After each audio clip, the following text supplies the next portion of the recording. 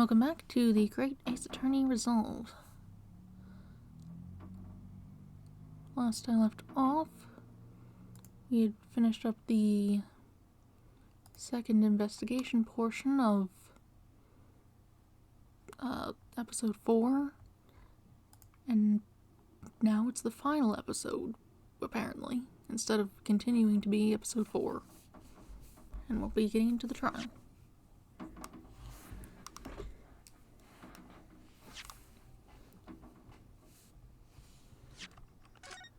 This is... okay, good.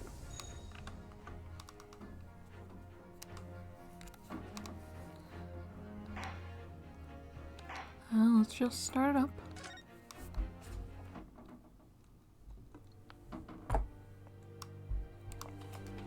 Final chapter. Resolve of Ryunosuke Naruhodo. Okay, you're calling it a chapter here. Why?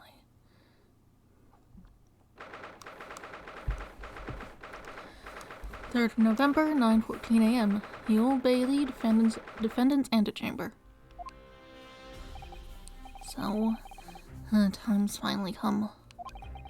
Today, we unravel everything. I'll be counting on your support more than ever today, Mrs. Sato.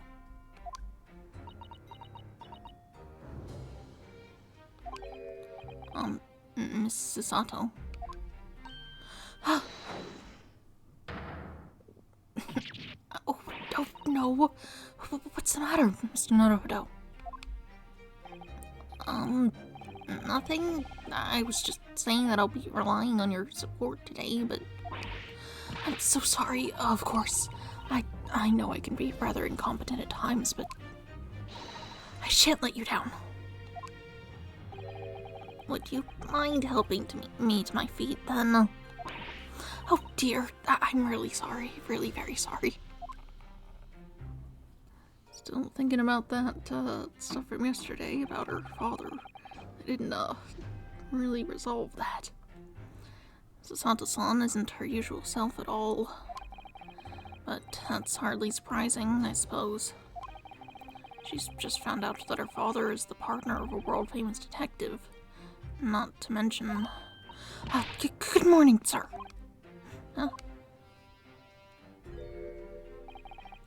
Lord Von Zeeks.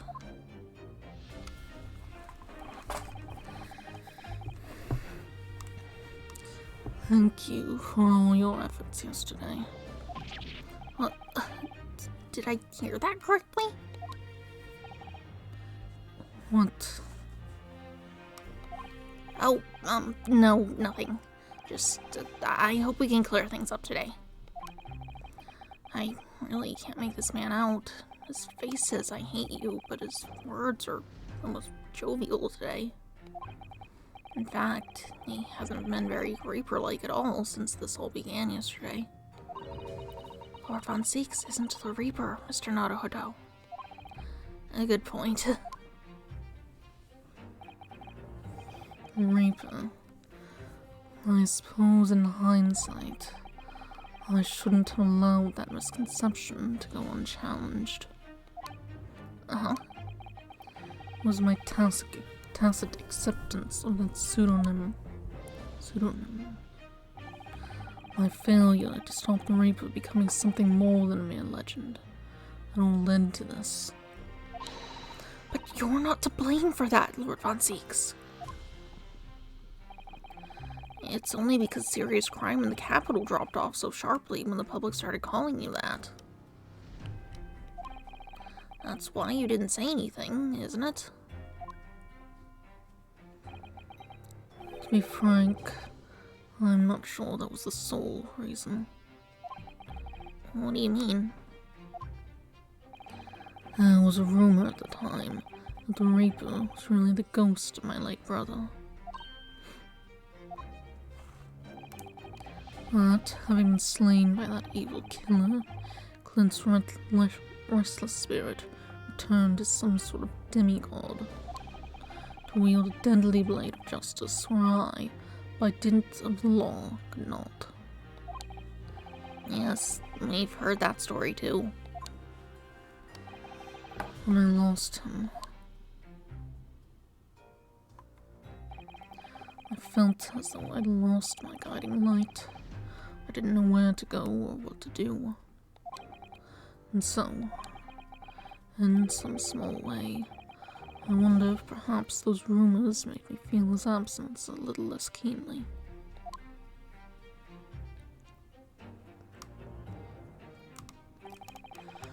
Even if I knew it was just an illusion, just some nonsense conjured up by an over-imaginative public. He was obviously extremely important to you. Lord Clint Von Zieks. Well, what's important now is uncovering the truth. That's all that matters. I know that you didn't take anyone's life. And I intend to prove that beyond a shadow of a doubt in court today. I never thought I'd say this. I can see it in your eyes. A burning desire to cut through all the lies and deception. I can't deny it any longer. You are a lawyer of absolute integrity. Thank you. Now tell me, why do I detect the scent of expensive tea leaves in the air? Oh, Iris, when did you get here? Oh. I brought you one of my special blends. Hurley loves it. He says it helps him to clear his head. Why, thank you. Oh. That's surely the first and last time I'll ever see a sight like this. You seem different today, Iris. Oh. Sort of subdued, I suppose. I am not. What happened yesterday is obviously still playing on her mind a lot. She's clearly very troubled about having stolen that autopsy report from Dr. Sight's laboratory.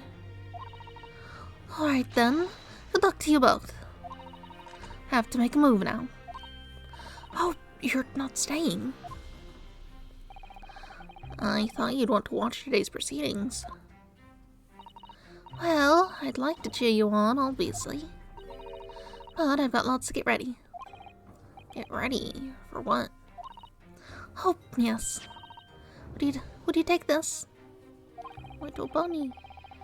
Isn't that one of the little felt dolls that's usually dangling from your knapsack? Yes, it's a Lucky Charm. A little Hurley that I made once. You can still see it on her bag there. Hurley?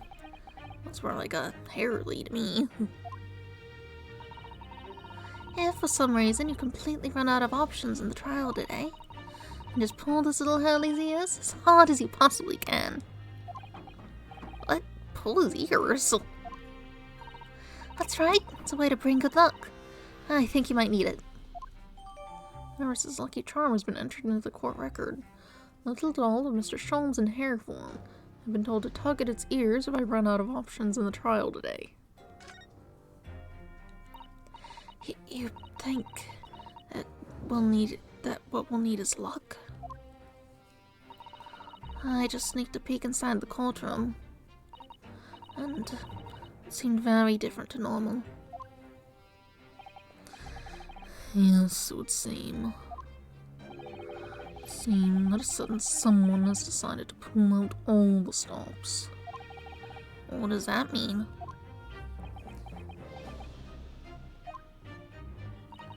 What about Mr. Sholmes, Iris? I don't know. He was out all night and he hadn't come back, and he hadn't come home by the time I left this morning. Oh, I see. Was Professor Mikoto out all night too, do you think, Mr. Sato? Yes, it would seem so. I telegrammed the hotel this morning. And apparently they didn't come back to their rooms last night at all. They? Father and Judge Jikoku, I mean. Judge Jikoku, too. That's right. Nobody appears to have seen either of them since yesterday. Counsel for the defense and the defendant. Court is about to be in session. Please make your way inside the courtroom at once. Good luck then, Runo. Conduct Susie. Yes, thanks, Iris. And you too, Mr. Appa. I hope it goes well. Once again, I thank you for the delicious tea. It was very soothing. Oh, I'm so glad. We must go inside now, Lord Von Zieks.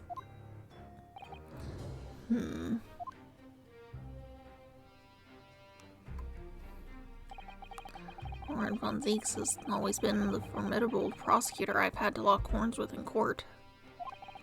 But not today. Today, I battle with another in pursuit of the truth. My best friend, Kazuma Asagi, who I trust more than anyone else in the world. Now I understand what it was that drew me here to Britain all those months ago. Now I know exactly what destiny had in store for me. It's all been leading up to this one day, to this one trial, to this one final reckoning.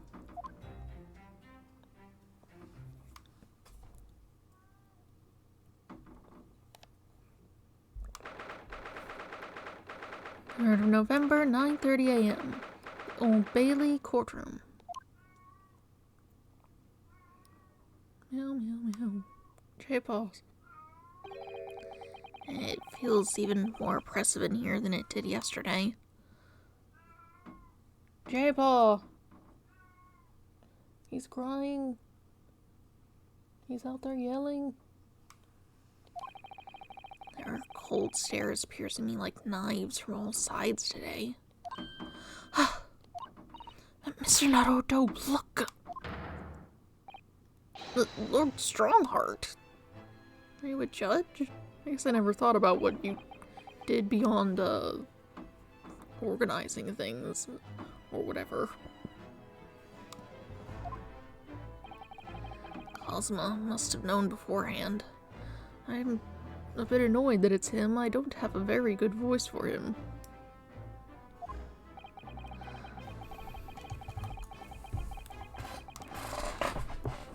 The judge's voice is kind of not very distinct, but it's easy to do.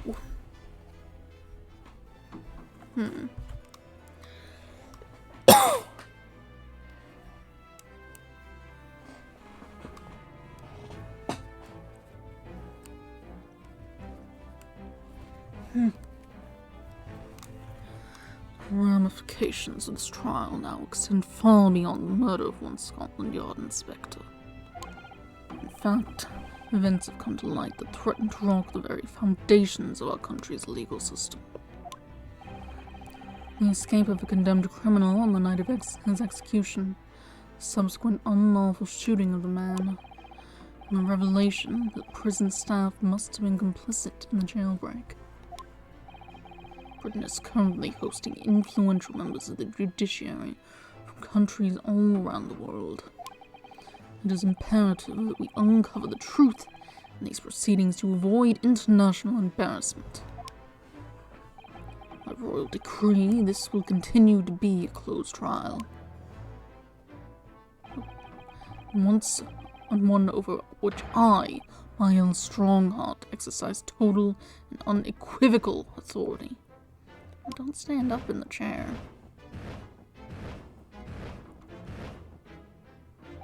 The 6 jurors' flames just...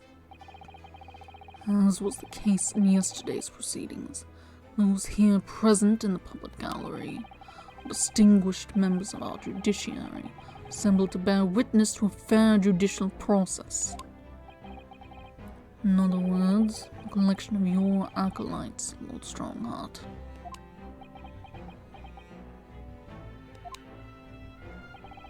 On a personal note, I find this most distressing, Lord Von Zieks. You were a prosecutor of exceptional talent. Much like your brother Clint, in fact.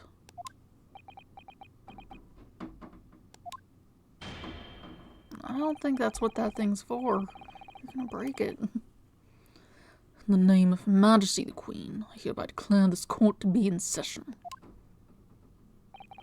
For the trial of Bardock von Zieks, who officially stands accused of murder.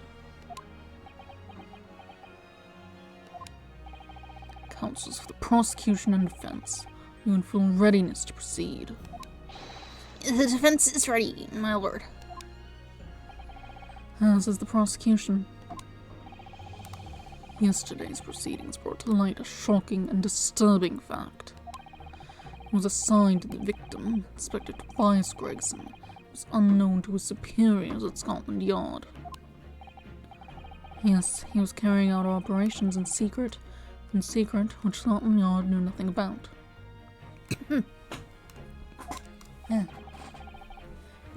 And in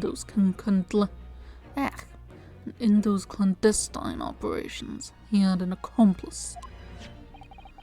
Mr. Daily Vigil, who would be given the inspector's identification and present himself around the capital in order to establish credible alibis for Gregson. In that way, Gregson appeared to be carrying out his regular Scotland Yard work, when in fact he wasn't. At the end of yesterday's session, Mr. Vigil, who had been suffering from amnesia, regained his memory. It would appear he buried his memories of the time deep inside himself as a means of self-preservation. Because whilst he was engaged as the chief warder at Barclay Prison, he abetted the convict's escape. Mr. Vigil is currently recuperating at St. Senna's. He has recovered enough to give a signed statement about his movements on the day prior to the incident. He's formally admitted to posing as Gregson whilst investigating the Red-Headed League. Which brings us to the crucial issue of the victim's time of death. The defense yesterday proposed a suggestion that the victim may have been killed one day earlier. This was based largely on the discovery that the victim's pocket watch has not been wound. The prosecution has something to report on that subject, my lord. Really? Go ahead, Prosecutor Osugi. I met once again with the coroner yesterday to discuss the issue. She confirmed that the defense's suggestion could not be ruled out. It's entirely possible that Inspector Gregson was killed on the 31st of October, the day before his body was discovered. I have here an updated autopsy report that includes the amended details. What is that noise? It is the garbage truck. I always come out here at the same time every Monday. So I guess I shouldn't be confused every time. Well, roughly the same time. Semi-variable, but...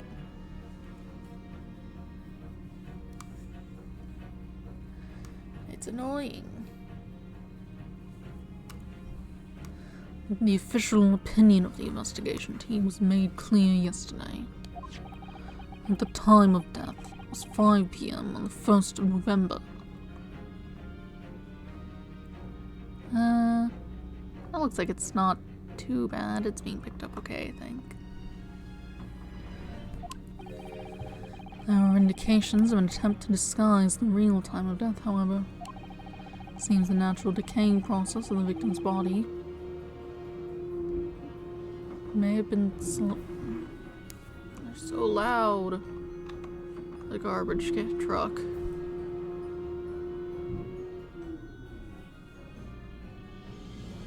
The window is shut. They're just so noisy.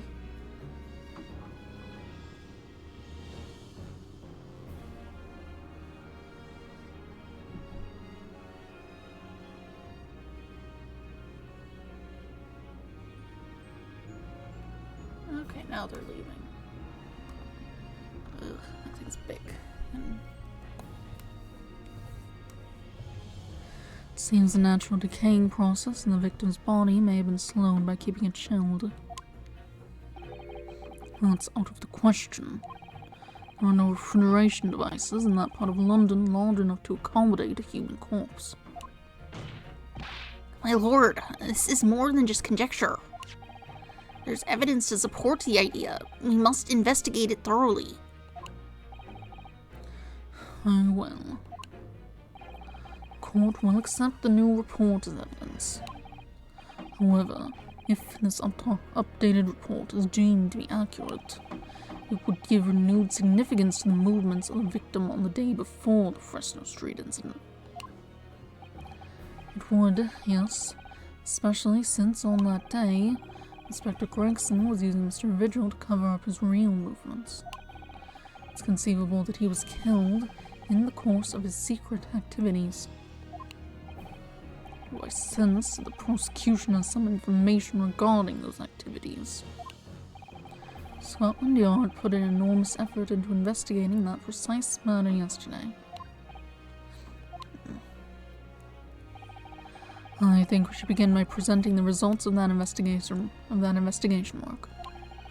So the prosecution calls its first witness now.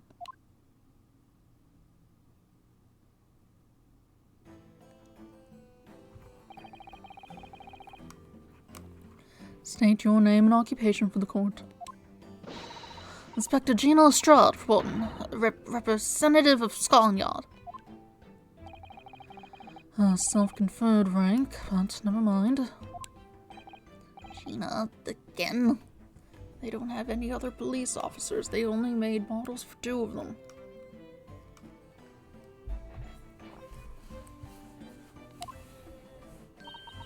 What's your problem, Odo? What's with that Gina again? You look okay?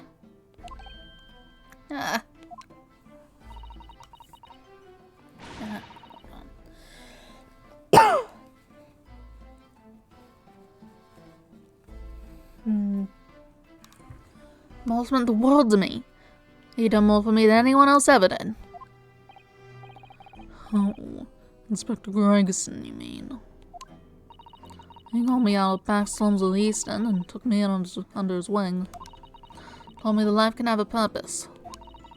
So that's why I'm the best person to be standing here speaking for him. Oh, Gina. Right. All out of the goodness of Gregson's heart. Not all that he has his arm twisted by Mr. Sholmes, no. What's relevant to these proceedings is that the outcome of Scotland Yard's investigations yesterday has revealed that the victim was carrying out some sort of assignment the police knew nothing about. Very troubling. That face. Lord Strongheart knew. So, Inspector Lestrade, let's hear exactly what it says in that report. Come on right up, sir.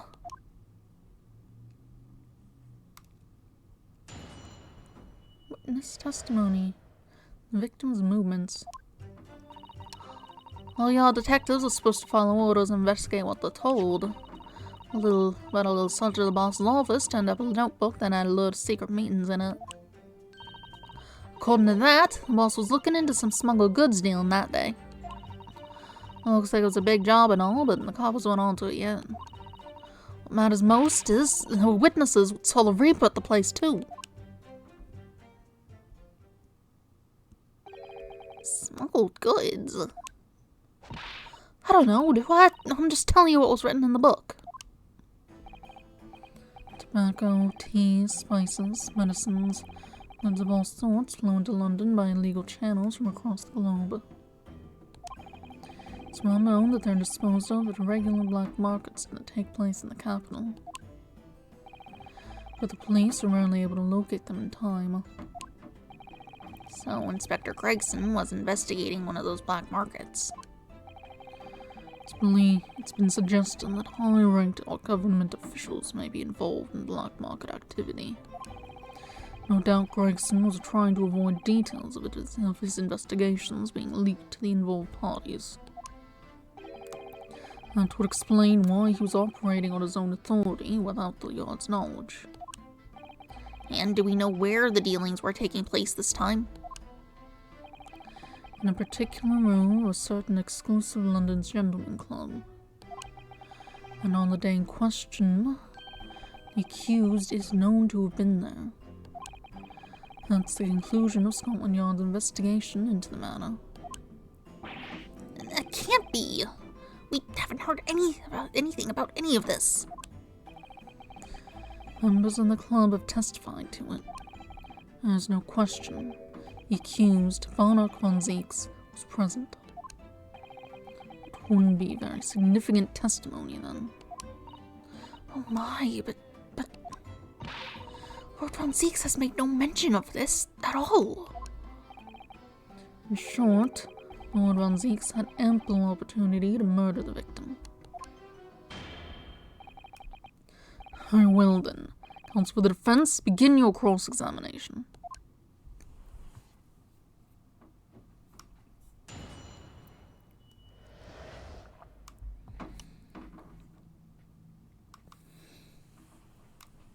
Alright, the victims.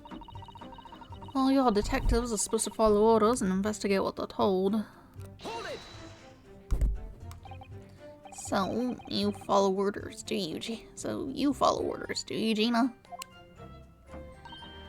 Oh, not me. I'm above all that, see? Oh. My boss always has special orders for me. Grab some fish and chips or go and give Toby his grub, that kind of thing.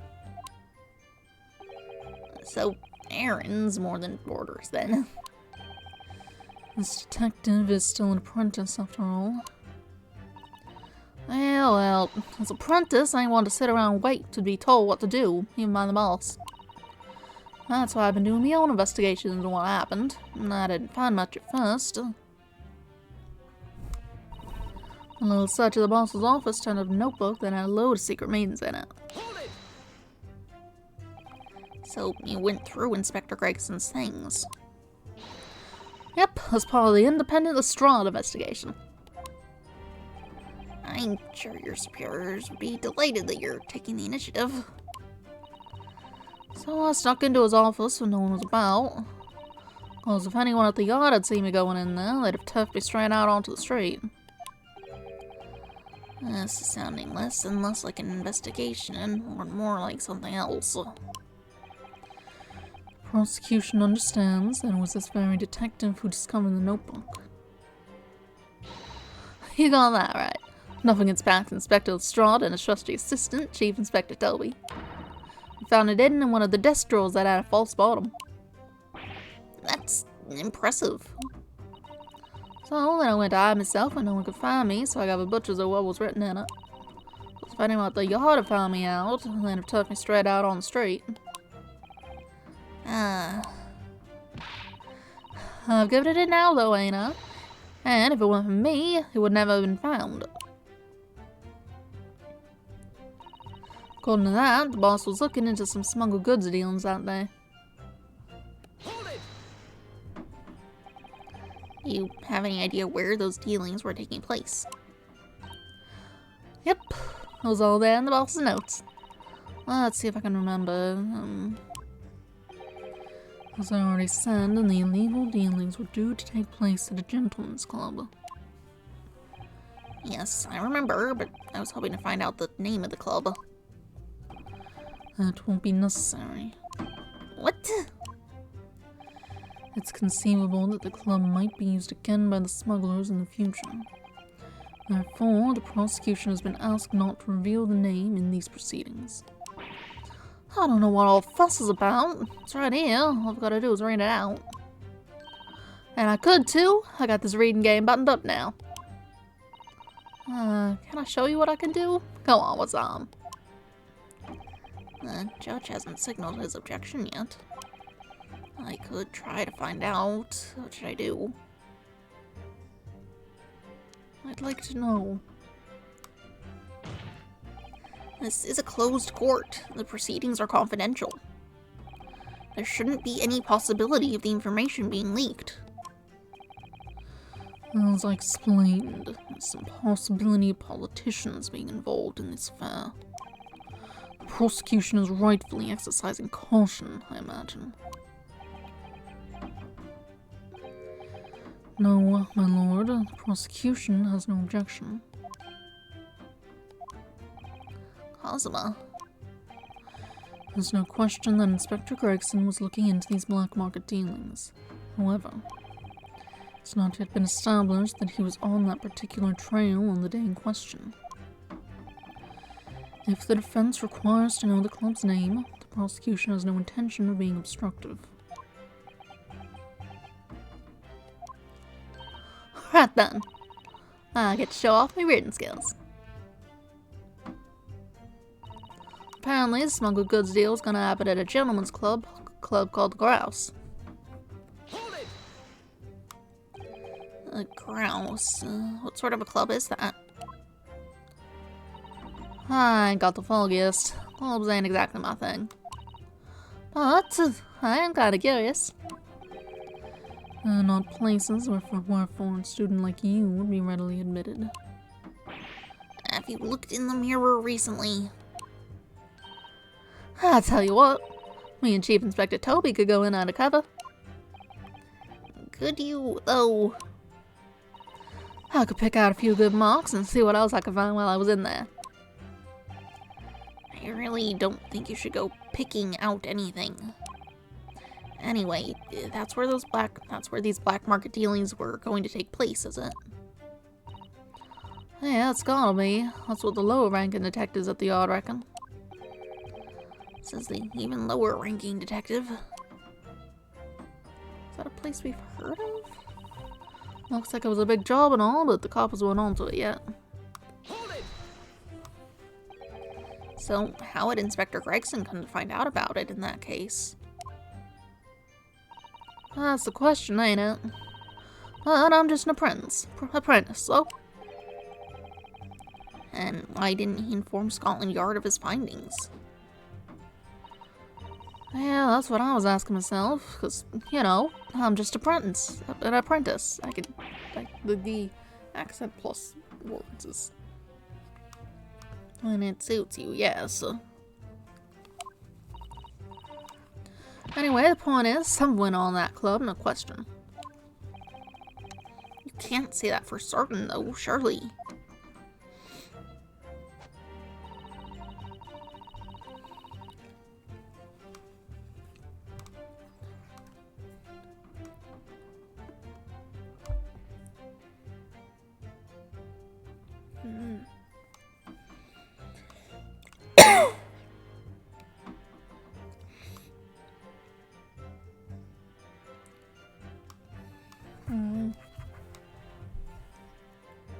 It's like a phlegm in my throat.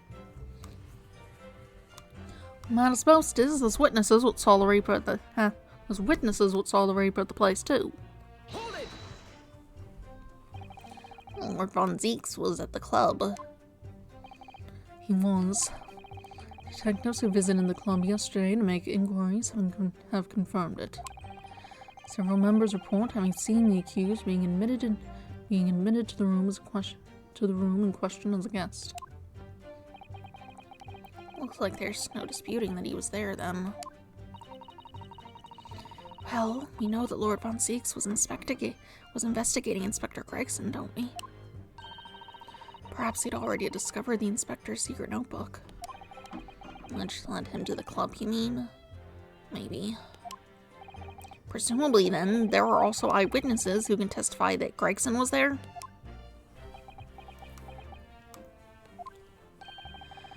None have been identified at this time, no. So, the all-important victim wasn't seen at this mysterious club. Boy, why aren't you asking Inspector Lestrade, eh? So that's all I've got to work with. Gina's not holding back with that ice-cold stare of hers, is she? I really don't know what to make of all this. Lord Von Zeeks told us he was investigating Inspector Gregson, but he never once mentioned that he met the inspector the day before the incident. You don't think Lord Von Zeeks could have been lying to us, do you? That's not the only way to explain this. Oh! everything Lord Von Zeeks has told us is true, there must be a mistake in his testimony somewhere. You mean there are details we've yet to uncover? Exactly. A clue, perhaps, that even Gina hasn't noticed. That's what we should be looking for here.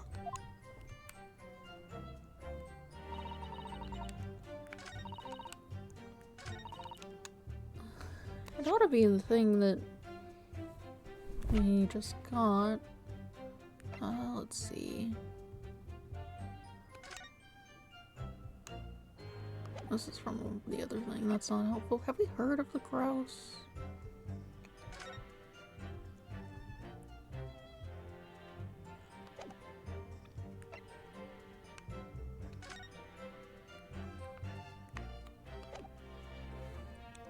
This is where we found that paper.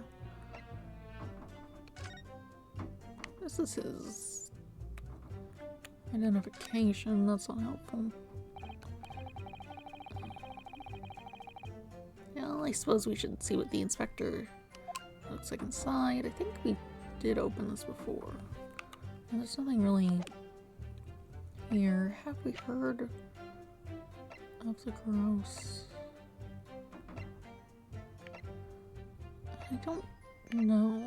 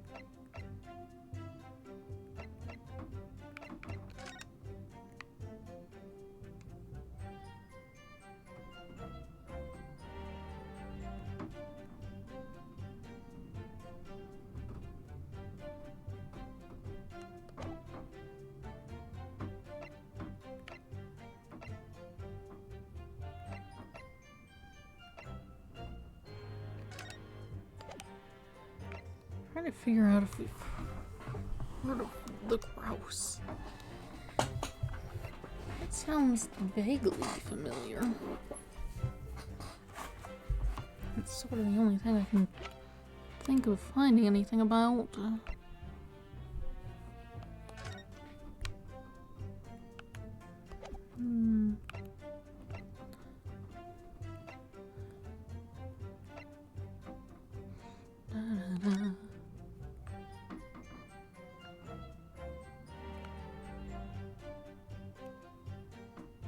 None of that was helpful, I don't think.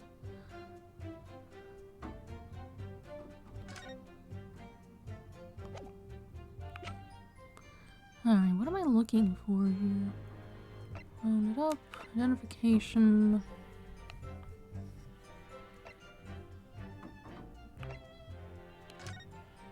There wasn't anything else inside it, was there? I'll open it.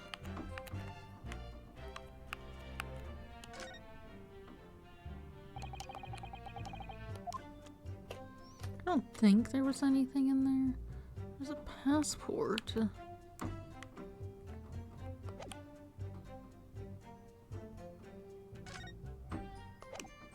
I think that was just... That doesn't seem helpful. Not at this point. Steak.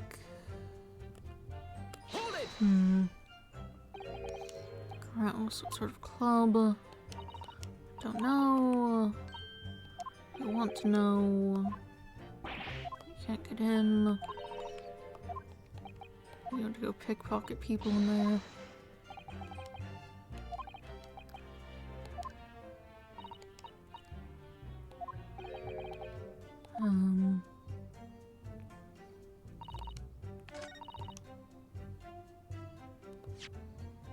Okay, maybe the idea is that it isn't a smuggled goods deal?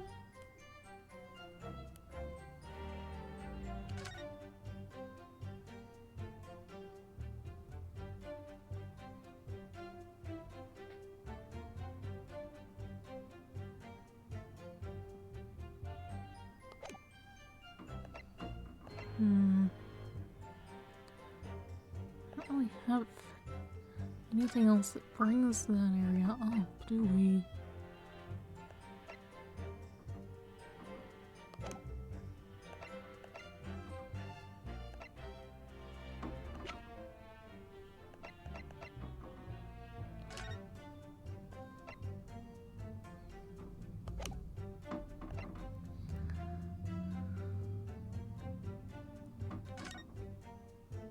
What am I looking for?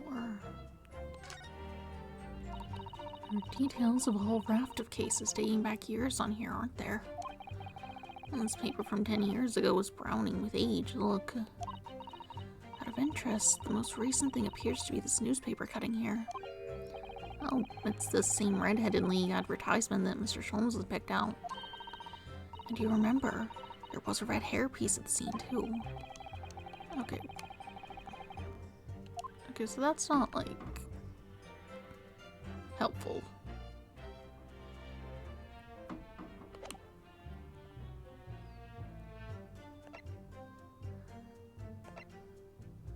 Firecracker picture.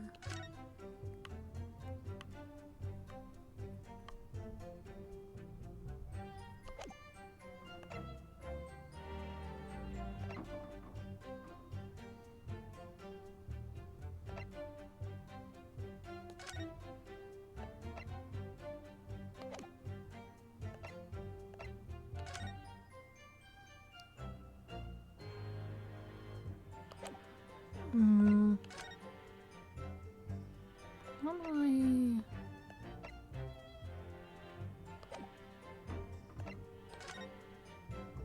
Yeah, buddy. Money.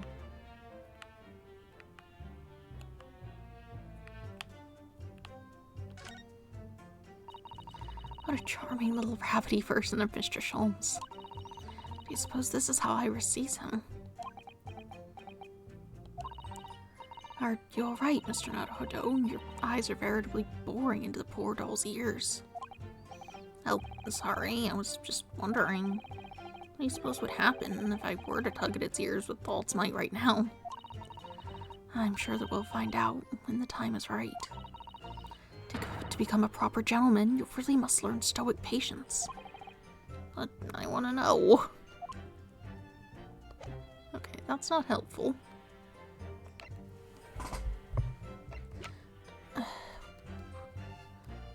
What else?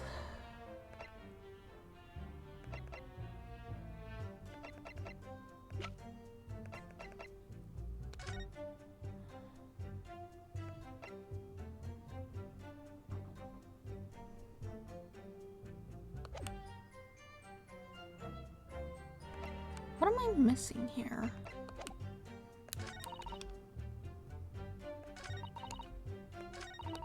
Hold it! He went through Inspector Gregson's things. Okay.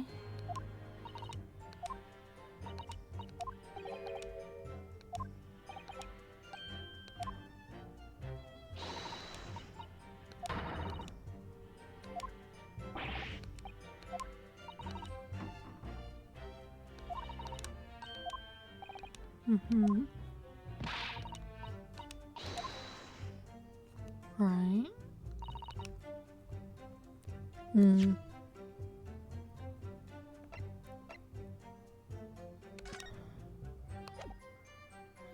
missing. I'm almost positive that it's come up before. Looks like this is some sort of steamship ticket. Ah. That's where I've heard it. I looked at this, but I didn't... It's not terribly legible. USS Grouse, first class cabin 001. Yokohama departure 11th of September. London arrival 1st of November. Oh, that's the boat that Professor Mikotoba and Judge Jigoku came on from Japan, isn't it? Yes, I think it's called at Dunkirk on the north coast of France for a night before finally arriving in Dover. I think it's been almost a year since we arrived in Dover on the SS Boodia. It seems a shame not to keep your ticket as a memento of your trip, don't you think? Yes, I agree. I have mine safely in my diary. And I keep mine in my wallet, so I have it with me at all times. Oh, how strange. Where could it have gone? Are you like this on purpose, Mr. Naruhodo? I imagine it, or was that comment accompanied by a little sigh? Okay. Look at this. I've read about these clubs that exist here in Britain. As I understand it, they're places where well-to-do gentlemen socialize with friends and colleagues. Don't imagine for a second that a foreign student like you would be admitted. Seriously, is your mirror cracked or something? Do we know for sure that the contraband dealings were definitely happening at a club called Grouse? The police are currently looking for evidence, but haven't found anything definitive yet. And I'm sorry to say that they probably won't. What do you mean by that? I mean that the place Inspector Gregson was secretly going to visit on the 31st of October may not have been a gentleman's club at all. You're showing a very irreverent attitude towards our country's police force there, Counsel. If it wasn't a gentleman's club, then what was it? A steamship. You think it's a ship? I have the evidence to prove it here. Let me see that. This dark-suited young man is not the least bit untrustworthy. The other side, my lord. Be more specific next time. Oh, this would appear to be a ticket for passage upon a steamship, yes. USS Grouse. Objection! So, there's a steamship named the Grouse that happens to share a name with the club. But I'm afraid to say, there's a flaw in your logic there. How? Look at the ticket. Notice the date of arrival in port. Ship arrived at the port of Dover on 1st of November. Huh. A day on which the sound like a gunshot was heard on Fresno Street. In other words, on the day in question here, 31st of October, when the victim was on his clandestine mission, that ship hadn't yet docked on British shores. That would certainly make an undercover investigation somewhat challenging. Objection! The fact that the steamship hadn't yet reached Britain substantiates the defense's assertion that the victim was investigating the SS Grouse on the day in question. And show your evidence for that assertion. Very well. In that case, counsel for the defense, present your evidence to the court now. Evidence that substantiates your claim that the victim was investigating the SS Grouse on the 31st of October. Let's see. Have a passport. Take that! What's this? Passport for travel issued to the victim. Dated 31st October. What are you suggesting? I'm suggesting that just one day before the inspector's body was discovered, there's a distinct possibility he wasn't even in the country.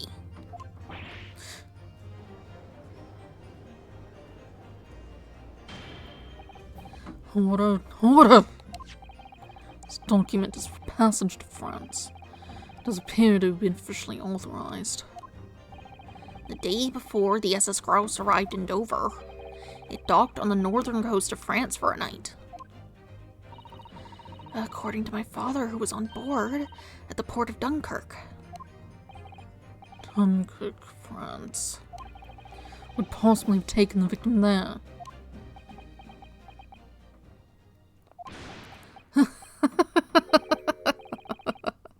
I am impressed, Ryunosuke Naruto.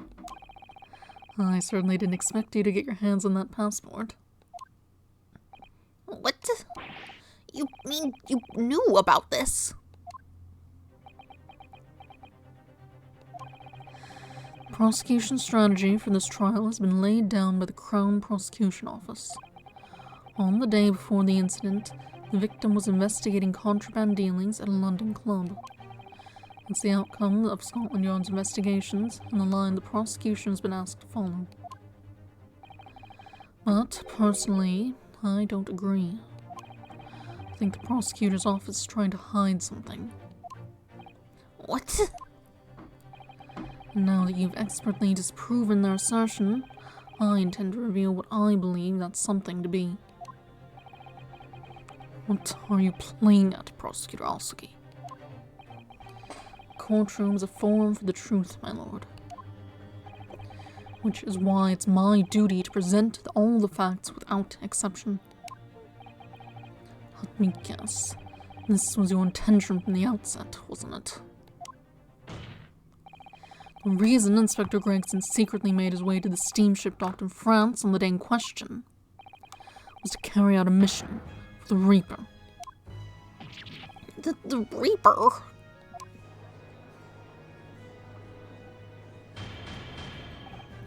Order! What on earth are you saying, counsel? Prosecution made an assertion in court yesterday. Inspector Gregson was investigating the identity of the Reaper. When he discovered the location of the man's secret hideout, he was killed. As I'm sure everyone can imagine, the Reaper's hand. But in reality, the truth is the opposite of that. What? Inspector Gregson wasn't investigating the Reaper at all. He was, in fact, acting for the Reaper. So, you're saying that the mission he was undertaking was... Obviously, an assassination. Barak von Zieks never carried out any of the actual killings. Whenever the Reaper's victims lost their lives, he always had a cast iron alibi. Which tells us that he must have had an accomplice.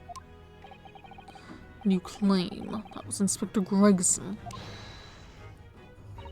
What the devil you think you're saying, eh? That boss would never have done nothing like that. And yet, when you consider all the facts, it all makes perfect sense. No, it can't be. We also arrived at the same conclusion, didn't we? That Inspector Gregson was operating as the Reaper. Even so, there's no way that the person giving him his orders was Lord von Zieks. No, the true Reaper is somebody else. Barak von Zieks is not the Reaper. A predictable response from somebody who's advocating for the man. And even if it's true that Gregson was operating as an agent of the Reaper, the suggestion that he went aboard the SS Grouse on an assassination mission doesn't follow at all. Oh, you have some solid reason for doubting the assertion, do you, counsel? Absolutely. It's very simple. On the day in question, nobody was killed aboard that steamship. Professor Mikotoba and Judge Jikoku were on that very ship. If someone had been assassinated, I'm certain we would have heard about it. What's so funny? You're right, of course. No suspicious deaths were reported on board the ship. But I think perhaps you've missed the point. That's precisely why Inspector Gregson himself lost his life. What? Gregson did board the SS Grouse that night with the intention of dispatching his mark. But his mission ended in failure. Failure? Seems that the defense hasn't yet grasped a very important detail here. What are you talking about? What detail? The fact that the dude is dead. Who would he be going to kill for Reaper things? Who? As far as we know, no one would have been involved on the general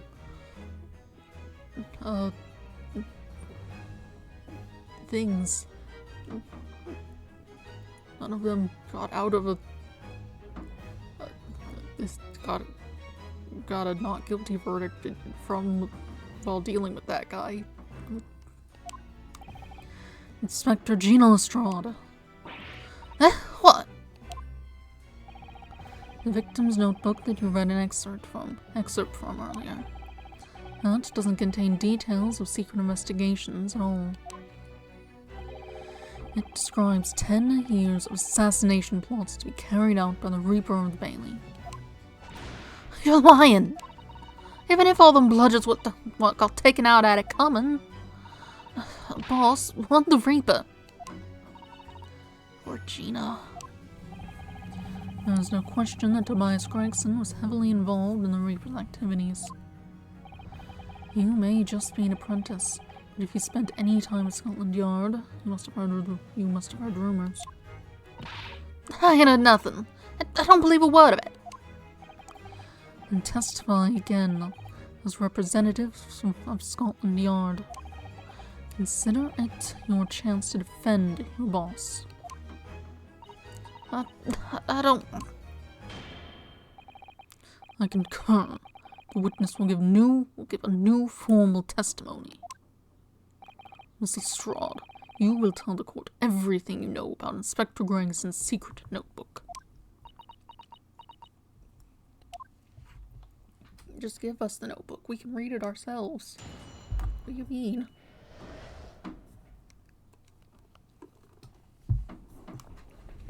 Fix my jacket. Shoulders are cold.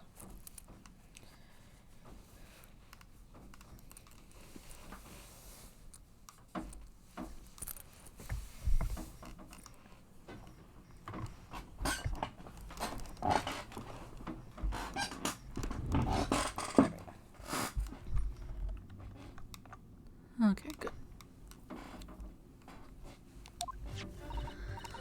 Yeah, this notebook does have a load of stuff. This notebook does have a load of stuff about what the Reaper got up to these past 10 years. Names of victims, dates, and places and stuff. And the last entry in there was 31st of October. Sounds grouse for the place on that date, and then the name of the mark. There was a note about him being a criminal that got away from the Reaper in court 10 years ago or something. But honest, the boss didn't do none of it. He was just detecting. He was just investigating the Reaper, that's all.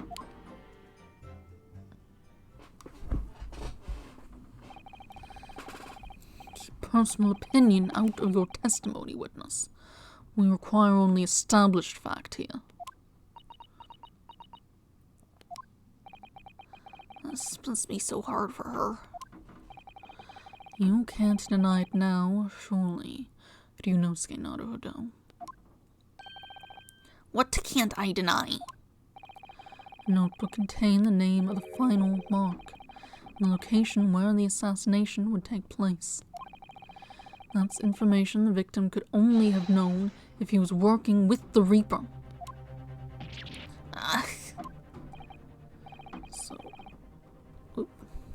So, who was to be this final mark?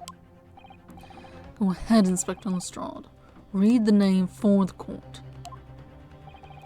The name that's written alongside the entry that mentions the grouse on October 30, on the 31st of October. Oh, how do you read this one? Reading still not her strong suit. That ain't the problem, alright, Odo? That's a funny name in English. It's hard to read. So it's someone from overseas. We have a bash at it. Seishiro, is it? Yes, Seishiro. Jigoku, maybe. What? It can't be. Seishiro Jigoku? But that's Judge Jigoku. Seishiro Jigoku. Certainly not an English name, you're right. Objection. But that can't be right. I know Judge Jigoku. I saw him the day before yesterday, here in London. So I know for a fact that the man hasn't been assassinated. As I said, the Reaper failed. Oh, Gregson missed his chance to kill his mark, returned to British shores. The Reaper wouldn't tolerate the mistake, so he killed the inspector, personally. The Reaper, of course, being the accused, Barak von Zieks. It's an undeniably logical argument. I feel like the more logical argument would just be that, Judge Jigoku killed Gregson. Don't know how he would have gotten all the rest of that set up, though. Cosma, you planned for the trial to go this way all along, didn't you? Hold it! What?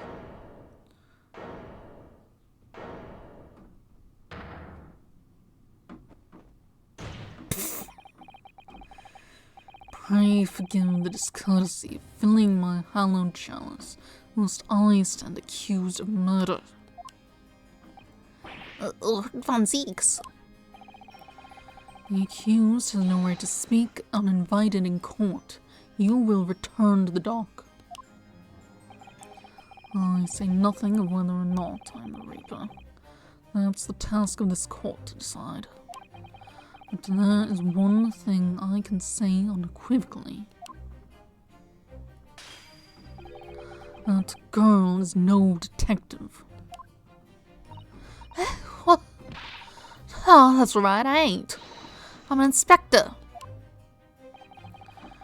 Repeating rumors heard around the yard, reading entries from a notebook of unconfirmed origin. That's not testimony. It's practically a script. No doubt the rest of this trial will go exactly as you've clearly planned. Your hatred of me is understandable. In your mind, I'm sure, I'm the Reaper. You sent your father to the gallows all those years ago.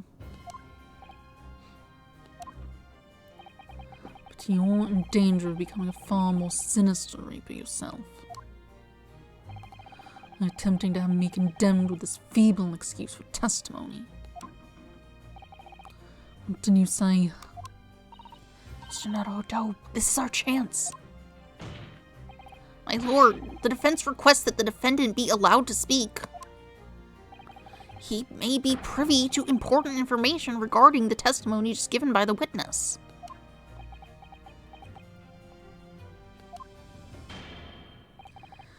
Very well.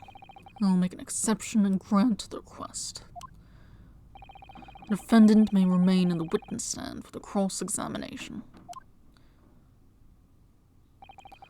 Allow me to toast the court's impartiality. Don't raise your glass in my direction, sir. Counsel for the defense, begin the cross-examination immediately. At once, my lord.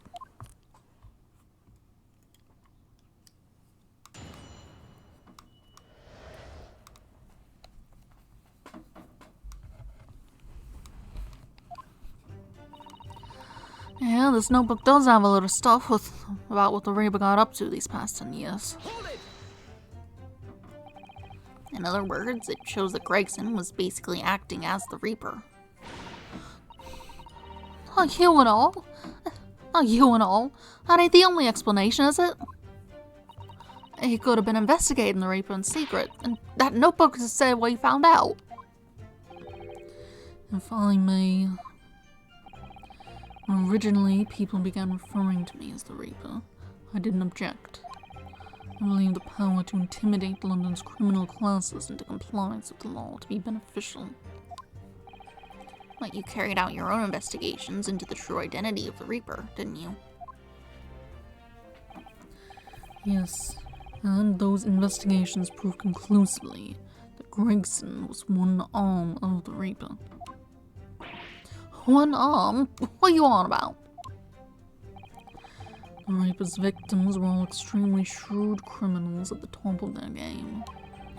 There's simply no way one person could have taken them on alone. The Reaper is an organization, with you at its head.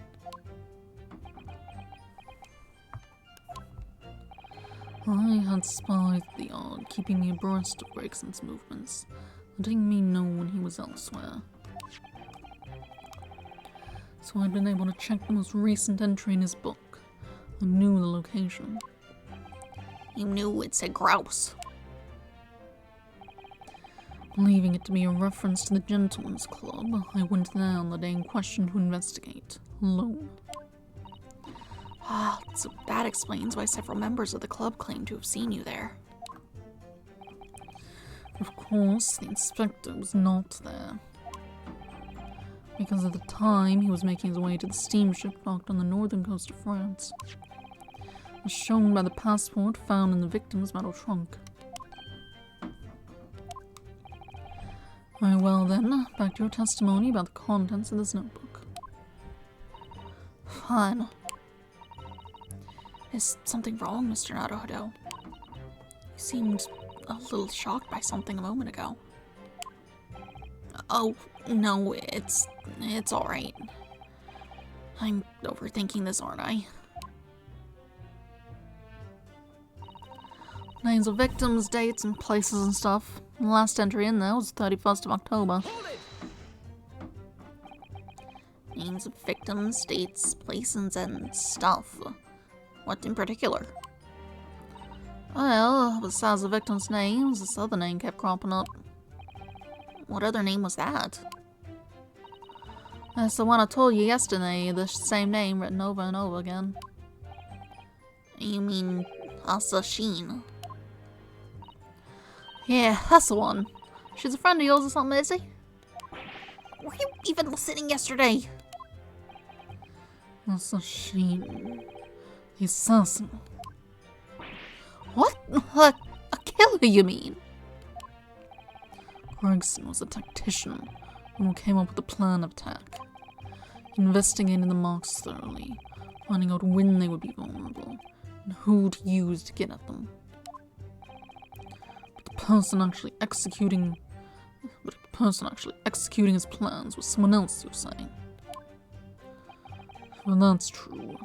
The Reaper does indeed start to sound like an organized group of vigilantes.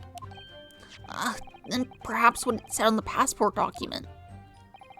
Permission for the applicant and one additional person to travel.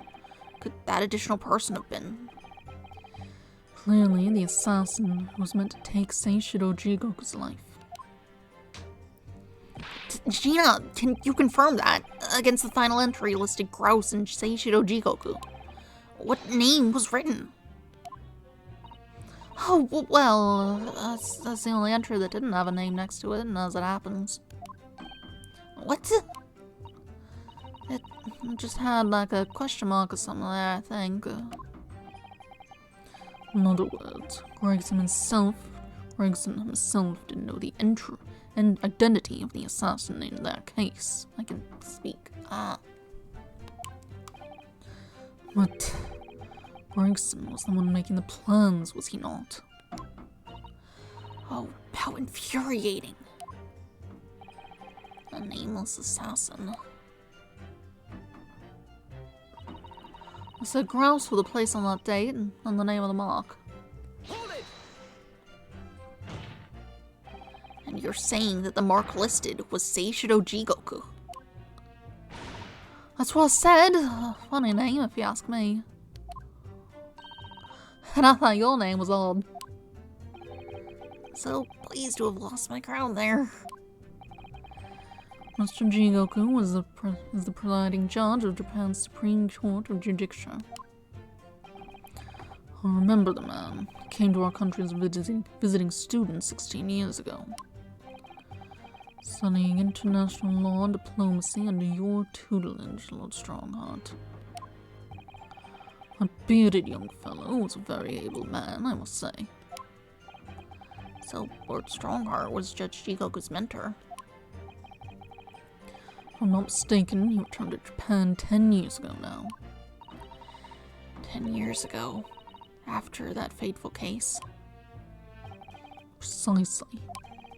In the aftermath of the Professor case, his repatriation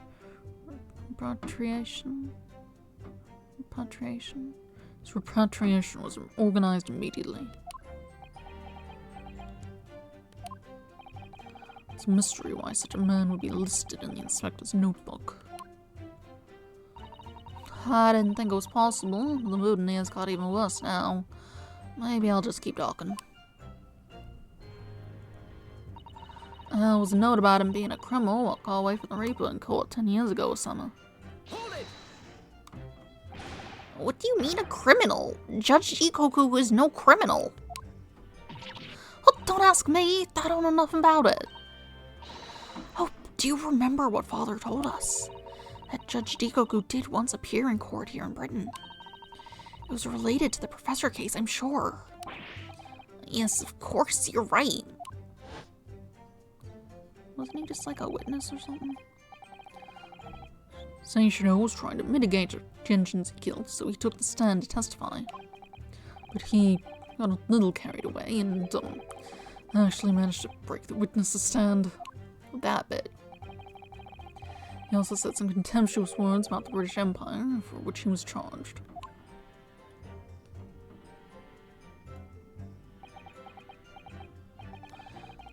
It was a pitiful situation, yes. I've forgotten all about it. I prosecuted that trial too, as it happens. You did? It was considered to be an adjunct to the professor proceedings, you see. But he was acquitted after being told to make reparation. I was thinking. He was acquitted after being told to make reparation for the damage caused to the stand. And there you have it. Of what? Surely the accused hasn't forgotten his own rule. That there's no saving anyone who faces the Reaper in court, guilty or innocent alike. No! Are you suggesting that the reason Judge Jigoku was targeted for assassination? The man was sent back to Japan immediately after that trial. The Reaper had no time to do his work. Then, 10 years later, the mark returns to Britain once more.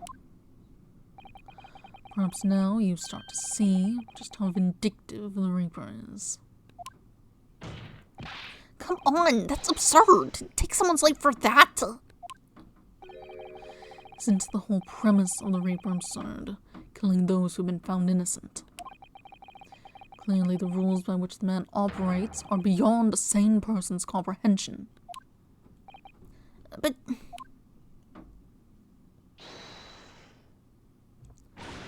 Right, I've had just about enough of this.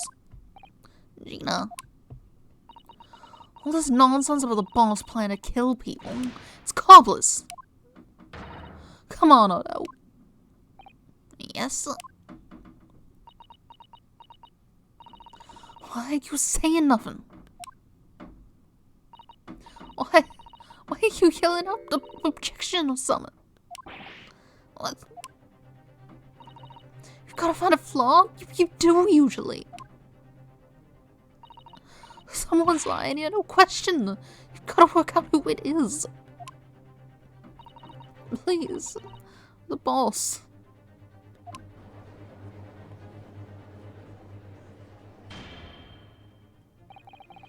That outburst was an insult to the court and your own testimony. I might have known that a common pickpocket from the back slums couldn't make a detective.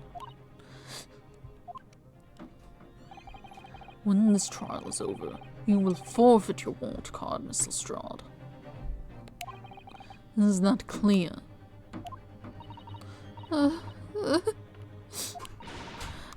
With the lot of you. Slides every big bleeding place you look in this world, isn't it? Well, I've had enough. Gina.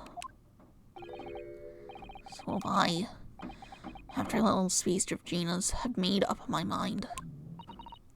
To do what, Mr. Naruto?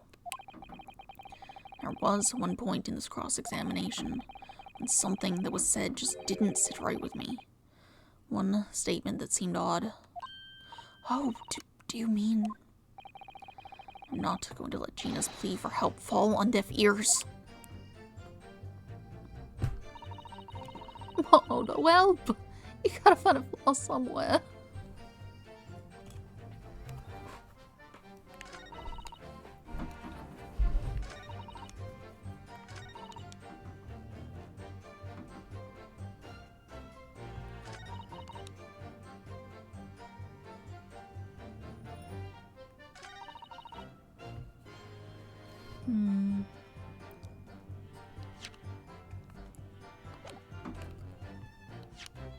Something a while ago. I don't think it goes back that far.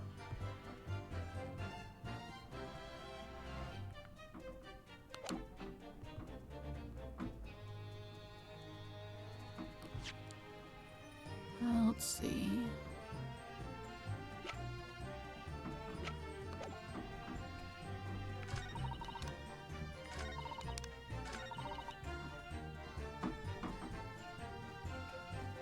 It was in this first one, wasn't it? Because Gregson was basically acting as the Reaper. Could have been investigating him.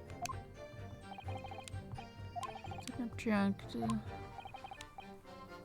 Carried out your own investigations.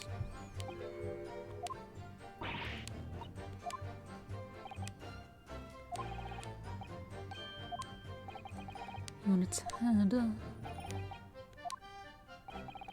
Spies keeping an eye on it. New location. Grouse. Explains why I didn't see you there. At the time, he was making his way on to a steamship docked on the northern coast of France. Shown with a passport found in the victim's metal trunk. Well, then back to your testimony about the contents in this notebook.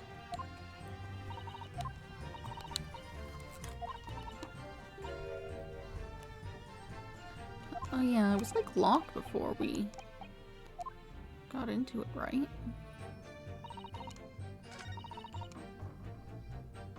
Hold on.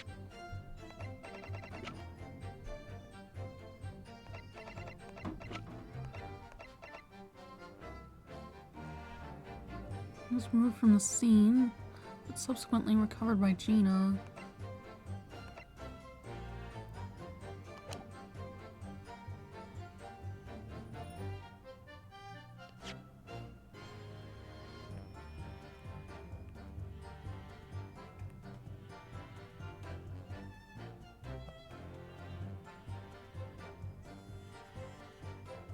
And we didn't bring up where we found that, but I'm not sure how to present that, because that doesn't really have anything to do with what she's saying here.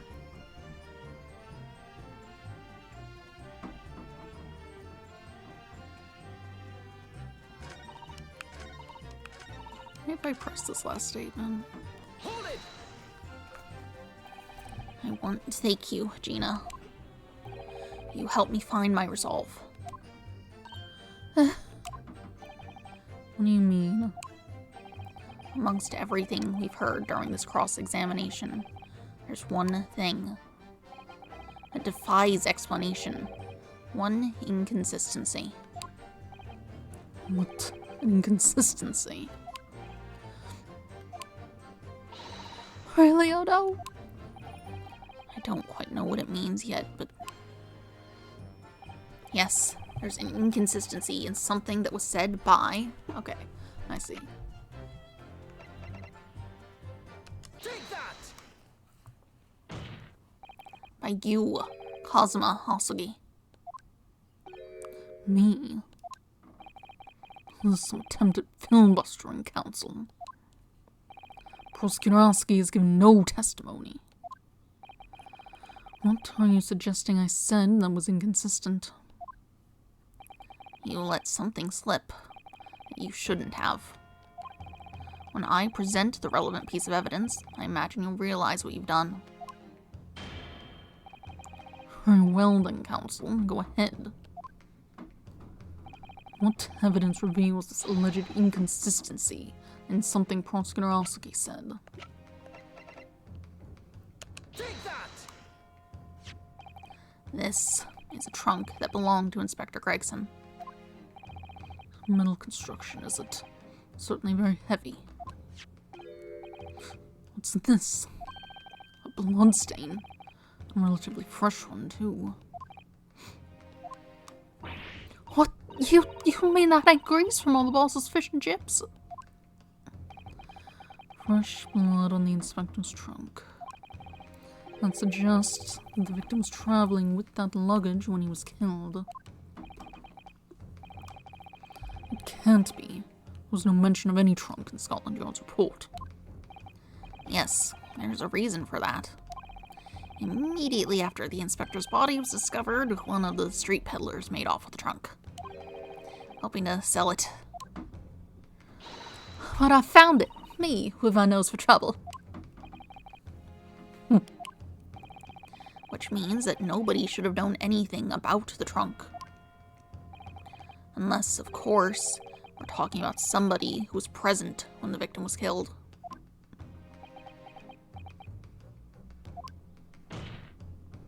And yet, during the cross-examination of the witness just now, you said this, Kazuma. Because at the time, he was making his way to the steamship docked on the northern coast of France, as shown by the passport found in the victim's metal trunk.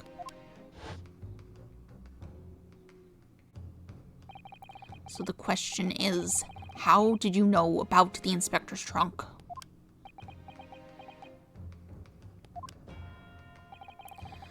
We know that the man went on a trip to France. Where else would he put his passport? Objection! But you knew it was a metal trunk. Answer me honestly, Kazuma. On the 31st of October, where exactly were you?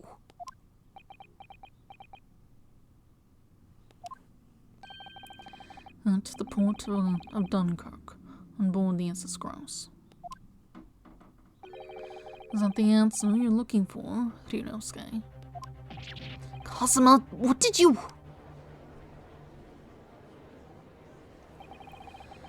I hadn't considered the possibility before, but if Kazuma was there on the ship, then it can only have been for one purpose. Oh no, Mr. Naruto. Surely you don't think... Come on, Ryunosuke. You know the rules. The only thing that really talks in the courtroom is hard evidence. As I understand it, Inspector Gregson always took that case with him when he traveled. So as it stands, you've proved nothing.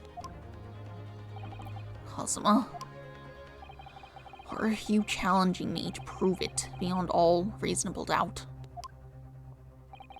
That you were there that day, in the same place as the inspector? He was there, with Gregson. There's a clue that you've overlooked, a secret that trunk can tell us. I can't be sure at this point, I'll need to verify it. I have a nasty feeling that I'm going to be right. The big gash in it. The accusation being made is deeply disturbing, but nevertheless, we must test it. The defense will identify for the court where in the trunk this alleged clue is to be found. What is the evidence that ties Prosecutor Asugi to Inspector Gregson? Look at this big gash. Got it! This is your proof. What do you say to that, Prosecutor Asugi? Personally, I think tying the defense counsel to the inspector's trunk and tossing it into the sea would be more helpful. Okay, that's not what it was talking about. What? At least that way, Lund's courtrooms will be safe from his destructive accusations. I believe that was a rather long-winded way of telling you that you're wrong, Mr. Naruto. Very well. Let us see if you sink or swim under the weight of this penalty, counsel. Mr. Naruto, you can't allow yourself to be drowned at sea yet. I was hoping never to let that happen, funnily enough. What do you mean? It's not the gash.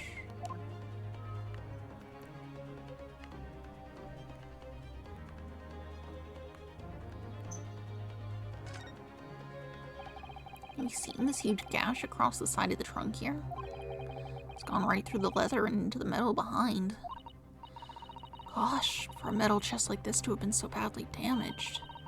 Whatever made the gash must have struck the side of the trunk with considerable force. I wonder how it happened.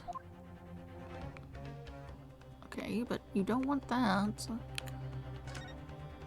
If we open it up...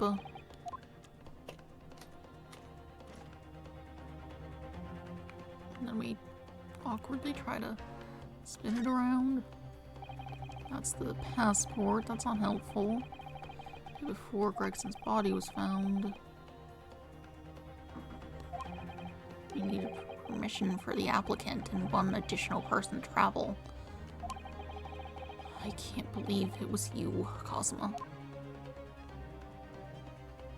I don't think it would be that. We've already brought up the additional person, have we not? Oh, there's a thing caught in it. I thought that was just the paper visible from the inside. I didn't look at it when it was open. Do you see that? There's something stuck in the side of the trunk there. It's glinting. It looks like a fragment of metal of some sort. But it's wedged in so tightly, I can't remove it. Well, don't cut yourself. You better leave it, I think. Got it!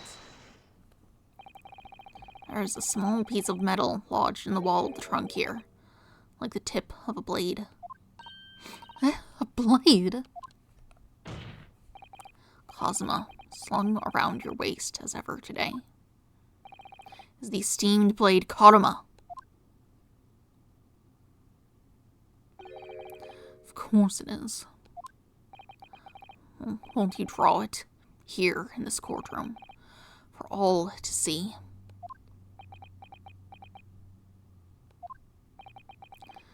Exercise caution, my learned friend. That man is the son of London's most notorious killer. Bailiff, watch Prosecutor Asugi like a hawk. That won't be necessary.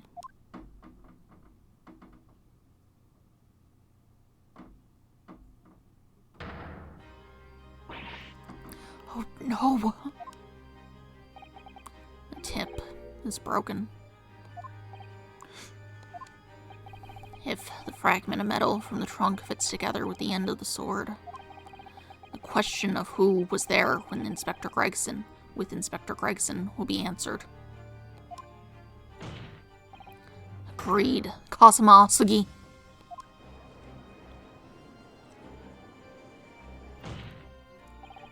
Expertly done, Ryunosuke.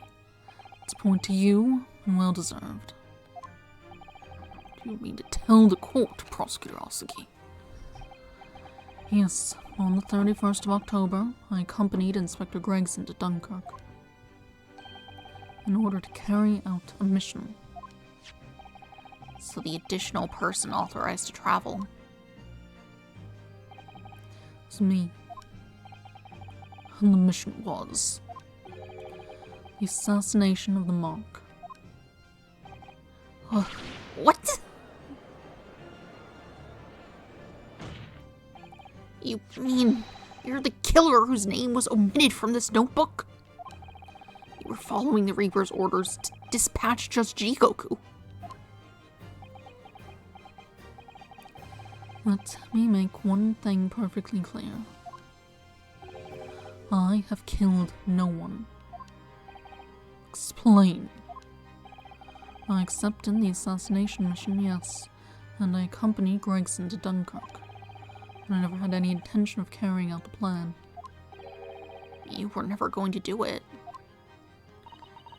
We can believe Kazuma-sama, I'm sure. After all, Judge Jigoku arrived safely in London the following day. On the 31st, I boarded a train from London with Inspector Gregson. We travelled to Dover, from where we crossed the Channel to Dunkirk. And we boarded the SS Grouse and made for the cabin deck, as indicated in the plan. You went to Judge Jigoku's cabin. Exactly. He wasn't there, though. We decided to wait, But you already told us you had no intention of going through with it anyway. I didn't come to Great Britain to take anyone's life. So I left Gregson and disembarked the ship. I spent that night at a boarding house in town and returned to England the following morning. You attacked his trunk. You did do that. We do need you to explain that part.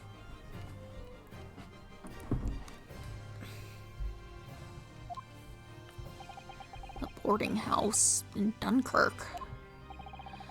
My signature will be in the register book. It will be simple enough to verify. Then, what became of Jigoku? Gregson was no assassin, so the Mark was spared. I'm sure it's easy enough to imagine what happened after that.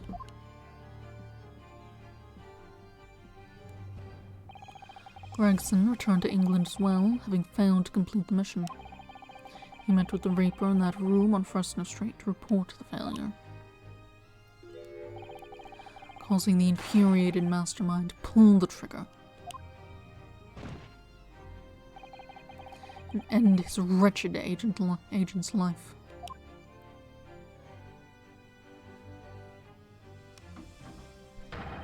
That's the real truth behind Inspector Gregson's murder. Objection! But if you did nothing, as you claim, how did the tip of your sword come to be lodged in the inspector's trunk?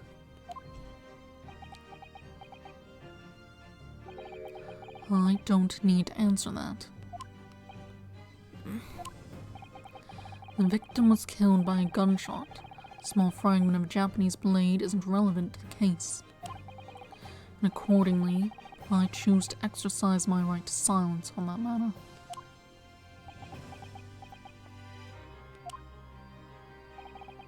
Be that as it may, the court will question the sword as evidence. As you wish, my lord. The great sword Karama has been entered into the court record. The illustrious blade passed down through generations of the Yasugi clan. The prize sword's tip has a small piece missing. It does still have its thing tied around it there, but it's not there when he's holding it. Oh, nice model. We must take immediate action now to verify whether Seishiro Jigoku remains unharmed. I mean, we saw him just like yesterday. He was fine then. What? Remains unharmed? I agree. That should be our first priority. Oh wait, I guess if he was being targeted, someone could just be trying to do that again. It's recently come to my attention that he hasn't been seen since yesterday. How did you... When a foreign dignitary invited to Great Britain goes missing for 24 hours, it's only natural the question of his safety should arise. You don't mean to say that you think Judge Jigoku may have been killed? The Reaper has more than one assassin at his disposal, and he has the power and influence to give orders from the inside of a prison cell. Isn't that right, Lord Van Zieks? If I were truly the Reaper, I'd be able to tell you. You're going to break that thing. It's not made for that. At least use the back of it. Order! Order in the court! Order! We will take an emergency recess for 30 minutes. Now? Guests of the Synopsium have been told to maintain regular contact with the organizer's office. The man can't be located within half an hour. We will have to assume the worst. Oh, no! Not Judge Jigoku! No one would want to kill a harmless Japanese man who'd only just arrived in the country. Except, that is, when the Reaper wanted to finish off a mark that slipped through the net 10 years ago. We'll have to agree. Mr. Naruhodo, for the defense's sake. My lord. I sincerely hope we are successful. If we're unable to confirm Mr. Jigoku's healthy existence in the next 30 minutes, you will face grave difficulties. Why? Court is adjourned for 30 minutes. I don't have anything to do with that. Kazuma-sama, the Reaper's assassin. I feel as though I'm in a nightmare. I can hardly believe it either. But on the other hand, Kazuma isn't in the habit of making up stories. I have such a terrible sense of foreboding. If something awful has happened to Judge Jigoku, I feel as though things will only spiral further and further out of control. I felt it from the moment I stepped into the courthouse this morning. That strange sensation that we were careening toward a foregone conclusion. Careering? Careering. That's not a word I've seen. Well, in the worst case, we might only have 30 minutes left. Unfortunately, though, I don't think there's anything we can do but wait now. We're out of options. Actually, there may be one last hand we can play. Or rather, one last ear. Of course! The little Mr. Sholmes doll that Iris gave us. If for some reason you completely run out of options in the trial today, then just pull this little Early's ears as hard as you possibly can. Perhaps now is the time. What should I do? Pull Hurley's ears or not? We can get back to that in a minute. I need to use the bathroom. I'll be back. Just a minute.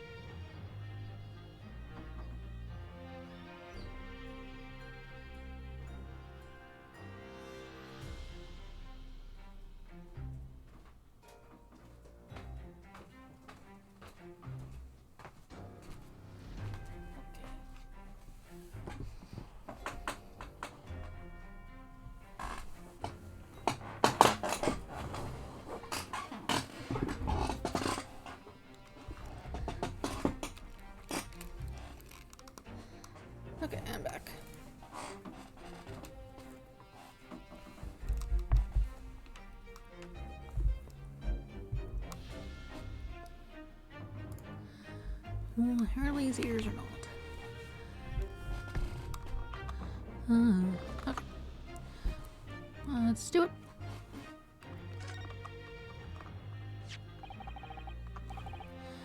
Here goes then. I'm going to do it. Good luck, Mr. Naruhodo. No looking back. Ow! That scream sounded like Mr. Sholmes. Mr. Sholmes? What? Where are you? Where are you? Here, my dear fellow, here. It's a Veltal talking. Pull the ears again, Mr. Naruhodo. As hard as you can. All right then, I'll put all my strength into it. Oh, please, my dear fellows, you don't need to pull my ear off. Mr. Sholmes, where are you? I'm on the ship? Why? Myself and my trusty partner are presently in the first-class cabin area of the SS Grouse. Oh, it just looks like the other ship. I guess they're just made the same. The SS Grouse? She left Dover last night after the final pieces of cargo were loaded. We are currently docked at Dunkirk, but due to be underway again in half an hour. You've taken a ship to France? Please, even with my athletic prowess, I would struggle to jump the Straits of Dover. After we left Baker Street last night, we hurried by cab to the station and by train to the port, in order to board this vessel in time. So, you mean you'd already worked it out? The steamship was where everything really took place. Mr. Naruhodo, pray, what is my name? Sherlock Sholmes, world-famous great detective. Recited to perfection, well done. You're a genius, Mr. Sholmes. That's the only word for it. Ow. Mr. Sato, gently with this genius's ear, please. Oh, I'm ever so sorry. If I may, Sholmes. Ah, there you are, Mikotoba. I remember that it was in fact I who made the connection to the SS Grouse. Scotland Yard yesterday when we examined that notebook, and I recalled my steamship ticket. But of course it was, my dear fellow. And not once did I controvert that fact. I merely had our court-bound companions under my name. Yes, you did, didn't you? We've just entered a recess. The trial resumes in 30 minutes from now. And if we're unable to present any new leads, then I'm afraid to say. Do not fret, please. It is for precisely that purpose that my partner and I have made this journey. I have no doubt we shall have welcome news for you within the half hour. Thank you, Mr. Sholmes. That would be wonderful. Until later, then. Yes, you'll be hearing from us if we're not in touch first. I shan't be hearing anything if you keep tugging my ear in that mindless fashion. Whatever was the idea behind making a receiver operate in that way in the first place, Sholmes? Why the deuce would I know? It's Iris's invention, not mine.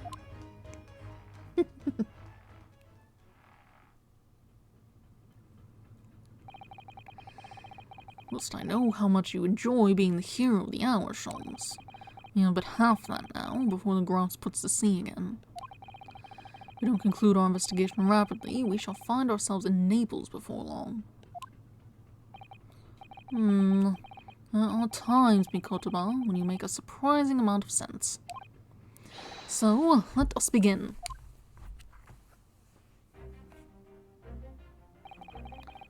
First class cabin number 2. Yes, this is the one. It's even the same guy, just with like some new hair. I guess it's easier to just reuse the stuff. I guess we have an investigation portion in the middle of the trial. That's fun. I don't believe an investigation of the cabin is going to be plain sailing. A crewman standing in front of the door is an angry-looking fellow. Why you are loitering here? Why you are loitering here? Who are you? My dear fellow, do you not recognize a world-famous great detective when you see one? The question really ought to be, who are you? Do you not recognize world-traveling great sailor Chicken Stroganov when you see? Why you write his name on your arm? What's that about? You're a detective. Ha! I don't think so.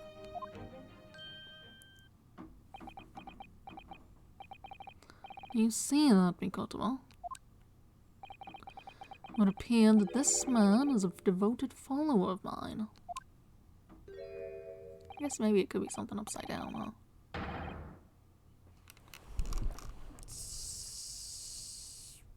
Well, it's certainly not anything I can read like that. Goodness me, is that a tattoo? That says Sholmes. I must say, while such adoration is flattering, naturally, does leave me a little cold. What are you talking about? Leave now! How distressing. My loyal devotee knows me only by name and not by appearance. And yet, I already know a great deal about you, sir. You have a brother, I believe. Like yourself, he's a shipman. Currently traveling the world aboard a Russian steamship, in fact. How could you know this? Elementary, my dear Mikoto. I'm sure it was. 3 days ago, I was bound for London aboard the ship, you see. We're looking for one of my fellow passengers, a man by the name of Jigoku. There's no one with this name on board. But we know that he purchased a ticket for passage. Oh, you mean Eastern man? He left ship 2 hours ago. We're at Dunkirk. He said something about emergency, I think. What? Are you sure? So Seishiro's realized we're after him, has he? His cabin is the one behind you. We should like to investigate, please. No, I have orders not to let even mouse inside.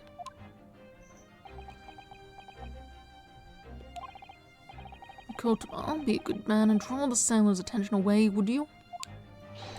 Make up some excuse so that he leaves the area. Does a great detective see? Even sailors have ears, both left and right. Curses! The plan is ruined. You have only yourself to blame, I'm afraid, Sholmes. Get it. Cabin door's locked. Even if I am not here, you cannot get inside. Kotoba, I'm sure you haven't forgotten my special talent, have you? Opening any lock. In a mere 5 seconds. So if you'd be so kind as to afford me the requisite time, old friend, in your typically accommodating manner. How could I refuse such a typically unappealing request, old friend? So I need to distract that burly sailor for 5 seconds, do I? Good man. So, the game is afoot.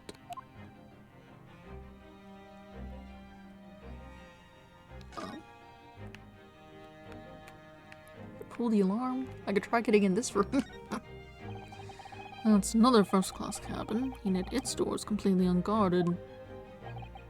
Empty as well. I had a quick look inside earlier. Now I confess I didn't investigate the wardrobe. There may very well be a young Japanese fellow inside, perspiring merrily. If you're referring to Naruhodo, you know very well that he's currently perspiring merrily in court. Does it not strike you, though, Mikotoba? While the man stands guard only in front of this cabin, and both are apparently vacant. Why is my alarm going off at 9 o'clock? What's that alarm for?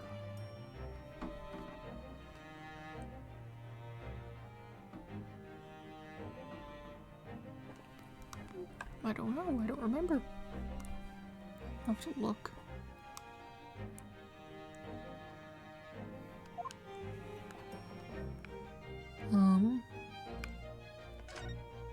Have I messed with your books? No. What's this thing? Oh, the switch for the electrical lights. Perhaps if we were to turn off the lights, then the crewmen wouldn't be able to see what we were doing.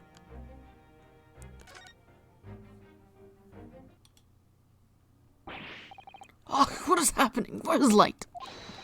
Now, Sholmes, now! Doesn't sound good.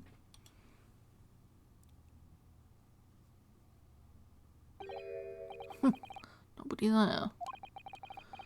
That was a close shave. Quite a knack you have, stumbling so violently in an apparently empty corridor. You be quiet, Sholmes. I have to think of another approach.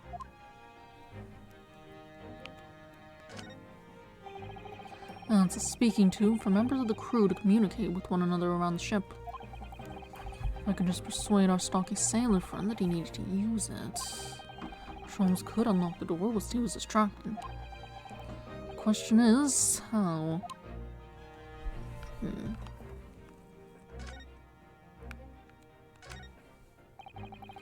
This must be a mousetrap, I think.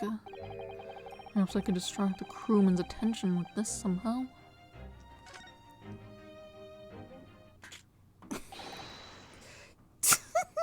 You're acting like a mouse. Sounds like a big mouse and trap.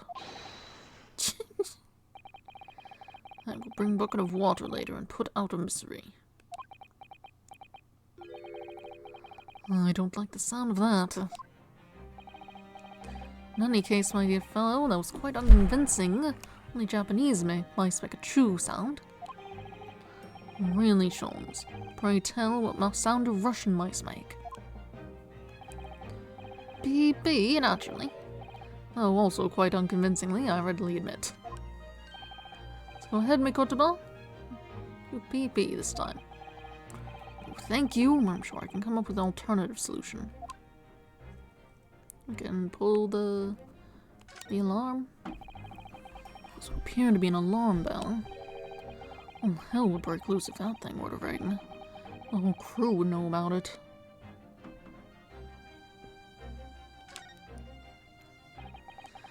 Here goes then. Pardon me in advance. You! What are you doing? If we were at sea, that would be a very bad problem. What's going on down there? Seaman Stroganoff, report at once.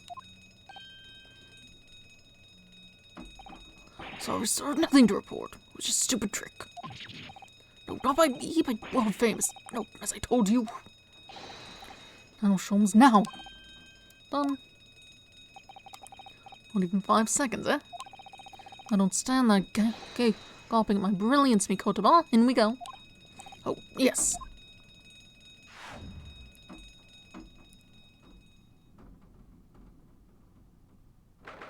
What a mess. 3rd of November, SS Krauss, first class cabin number 2. Something's been taken off the wall there. The other one's all crooked.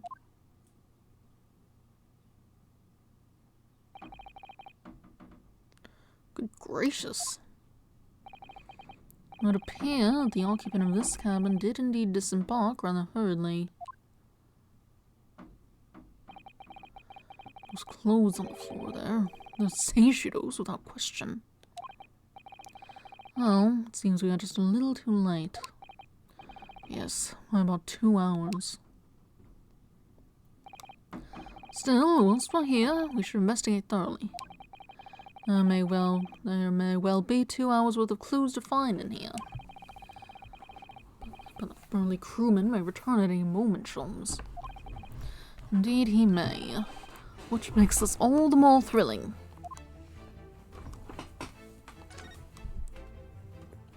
Still ice in here. Quite the exquisite glass, I must say. See here how it... Is something wrong, Sholmes? He suddenly trailed off. Ice, Mikotoba, ice. What opulence the first-class passengers enjoy. Chilled drinks. Pardon? Could it be that the steamship is equipped with an electrically refrigerated cold room, do you think? Well, it is a luxury liner, after all. They have enormous refrigerators for storing all sorts of lavish produce, as well as ice. On our voyage from Japan, we enjoy culinary delights from all over the world. Suddenly, Mikotoba, the sight of you is making my mouth water. I haven't taken on the flavor of the food I ate, you know.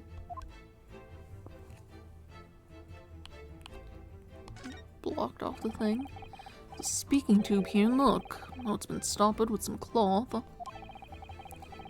the voices of the crewmen on the bridge aren't an annoyance, I suppose. Oh, indeed, so the voices in this cabin aren't heard elsewhere.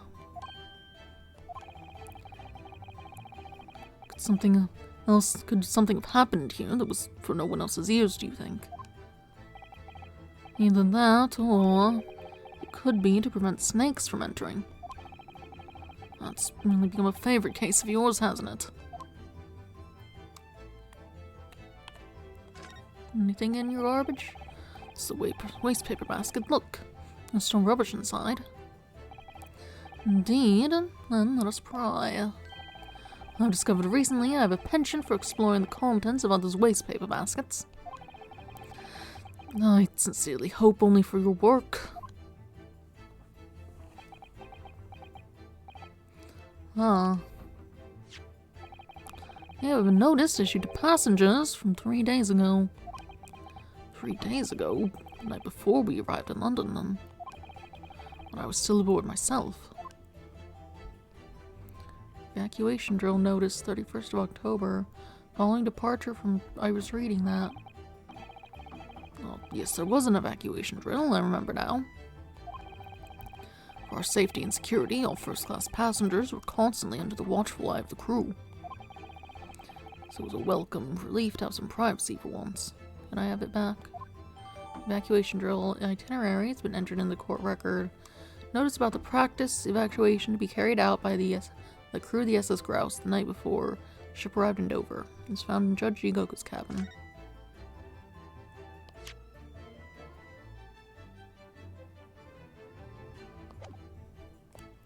Okay, let's... I guess I can read it later. I can't open up the court record while I'm in an inspection thing. According to the report I was given, Naruhodo was concealing himself in Asugi's wardrobe. Indeed he was, and it was of a similar size to this one. Aha! Ah, you must climb inside yourself, my dear fellow. Whatever for? It was the site of my first fateful meeting with Mr. Naruhodo. You can experience the moment for yourself now, complete with my dramatic rhetoric. Come along now, and you go. This will only take a moment. Really, Sholmes, surely you can just tell me what you said. Well, I uttered some brilliant remark and opened the wardrobe to reveal the stowaway murderer. I think I'll just read about it in The Adventures of Sherlock Sholmes.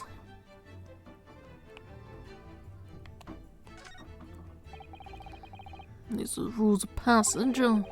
Passengers must not keep weapons or other dangerous objects in their cabins. Pets are also strictly forbidden. Additionally, there are severe punishments for stowing away in wardrobes and/or travel cases. I feel the rules have increased since I last read them. Probably just my imagination. What about the fact that they're not straight on the wall? Doesn't that strike you? You may be right. Probably just your imagination, though. Trifle. And you know what I always say, Mikotoba? There's nothing important about trifles. It's probably just my imagination, but I think that might be slightly off. trunk itself, all blocked up. Looks like it uses a code. Or is it locked? The things look like they might be open, actually. That's a very sizable trunk indeed.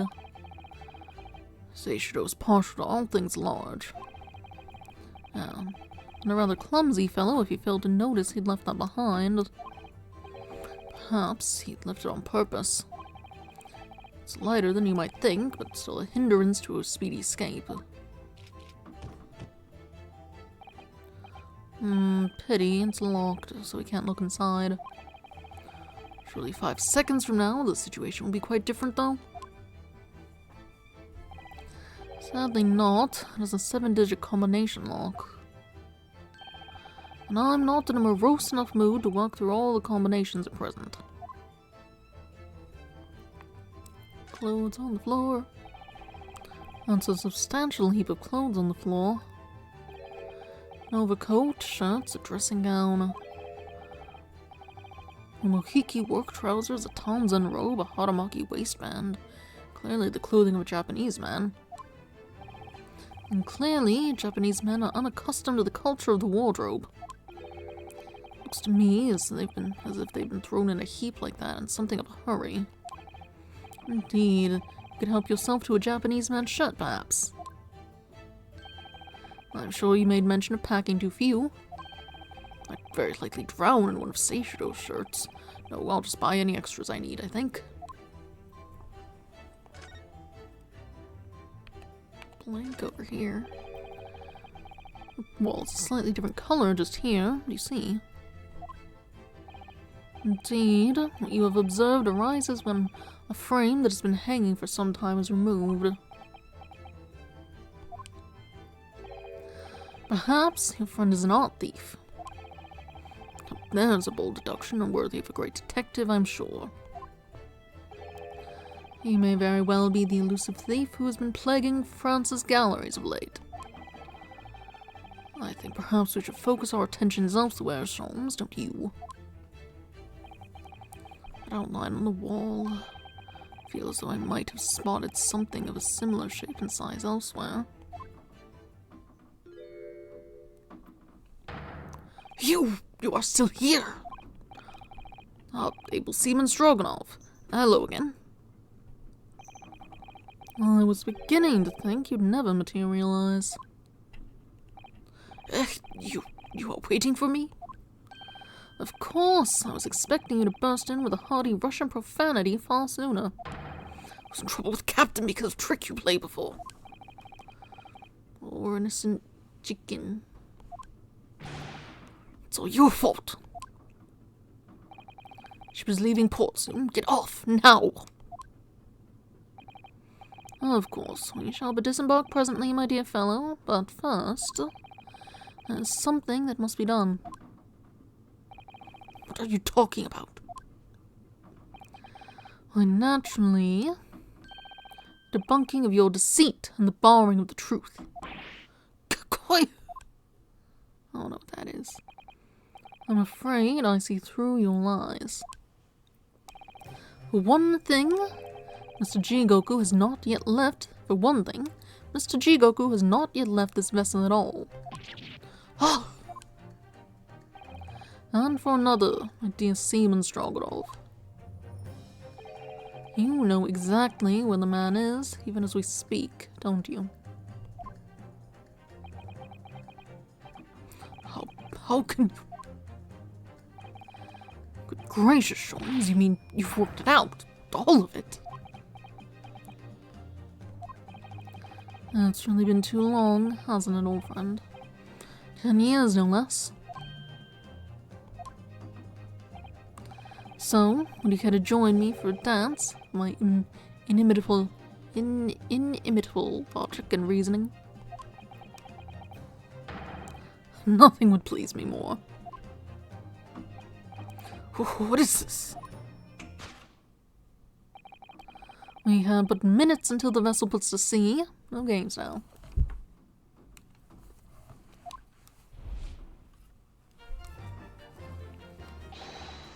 Time is of the essence. Mr. Stroganov, allow me to remind you of your earlier claim. You told us that Jigoku left the ship some 2 hours ago. That is what I said. Sadly, that was a rather clumsy lie.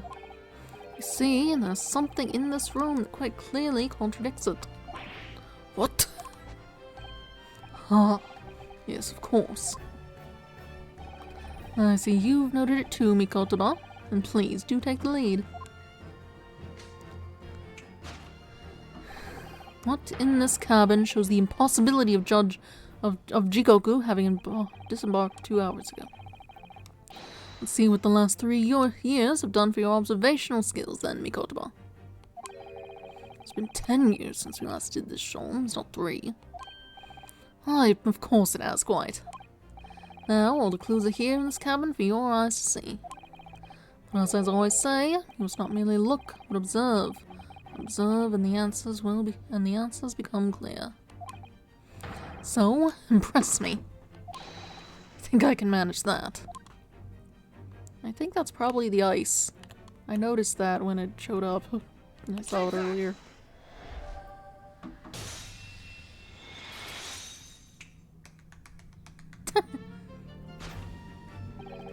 Perhaps you should have cleared away that glass. How curious that the ice shouldn't have melted despite it being abandoned 2 hours ago. I have a cup that will hold ice in it overnight. Just all night there's still ice in it. It's not just a glass cup though, it's properly insulated. Ah! It would appear that the man was here in this very cabin until moments before our arrival. With this well-chilled glass in hand. Get your mind off the refreshment, Sholmes. One might even conclude that somebody informed him of our boarding. Wouldn't you agree, Mr. Stroganov?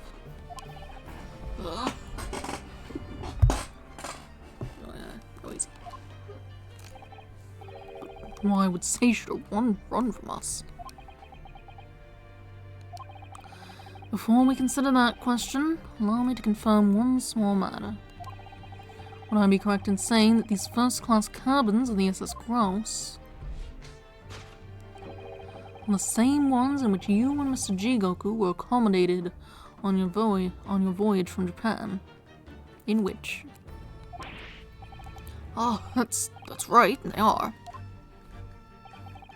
I was in the cabin next door, and Seishiro was, yes, 50 days in this very cabin during our voyage. As I suspected. For you see, there are traces in this cabin of a dark secret that Mr. Jigoku had to hide. What traces? I know nothing about this. Ah, this is news to you, is it, Mr. Stroganov? Sholmes, what exactly are you getting at? As I said, there are traces in this cabin of some nefarious activity. Something that appears out of place, which I'm quite sure won't have escaped your notice. Something out of place in here. That's the key to this. That's the key to this, Mikotoba. Remnants of the dark deed that took place in here are being masked by something quite incongruous. I must say, I didn't foresee ever doing this dance of deduction with you again, Mikotoba. No, quite. But life's full of unexpected twists and turns, as we well know. Now then, let's see if I can't uncover the truth here. Yes, you have the floor, my dear fellow. I'm guessing it's that you tried to block anyone hearing it by stuffing some cloth in your tube. Oops. Mikotoba, no games now were my words, were they not? Oh, Sholmes, what's the fun in life without a little fooling around, hmm?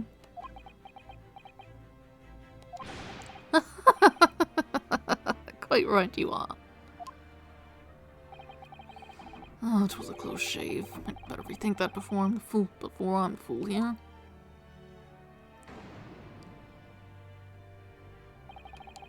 Just tilt your head to one side and listen carefully to the faint cries of the scene. Hear the evidence calling out for you to find it. Here I am, it cries. Well, your methods were never conventional, but you know I've always been willing to give them a try. Dear God, Mikotoba, open your eyes. It was a metaphorical listening I was suggesting. Ugh. Okay, you probably mean the fact that this is in the wrong place.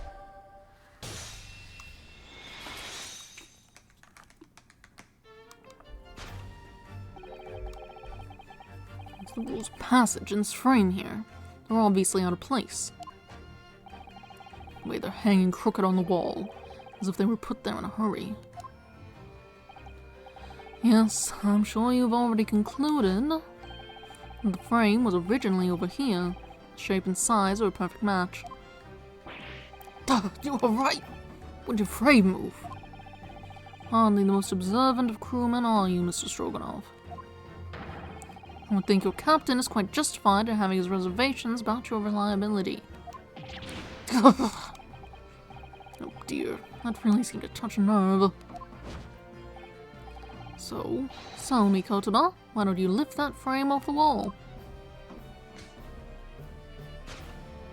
Ooh. That looks like a bullet hole. What? Who has been shooting walls? I see the projectile has been removed. Clearly the careful occupant of this room has already disposed of it. Now then, Mr. Stroganoff. I have this distinct impression that you're attempting to shield said occupant. I don't know what you're talking about. Why would I try to protect Eastern Stranger? Oh, so we're talking about the same man, I see. Good.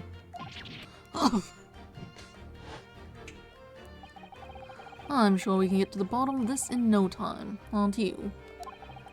Because there's some very noteworthy evidence that explains the reason why you're lying for the man. Yes, you've been told to keep up this pretense, as clearly shown by... I really don't know how to approach this one, Sholmes. Ah, my dear Mikotoba, simply keep first principles in mind. Study your subject from every angle. And I'm quite sure that you'll see it. In fact, I'd put a wager on it. So I'm going to glare at the fellow from all sides. Well, I can certainly do that. Whee. Oh, what's that? Ah. Take that!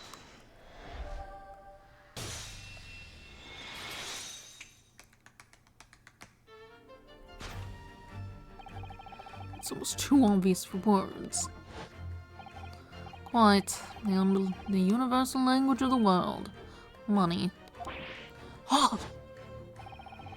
I'd wager that the Eastern fellow in question is Seishiro Jigoku, yes. So I presume you realize what this means. There are clear signs that a crime has been committed in this cabin.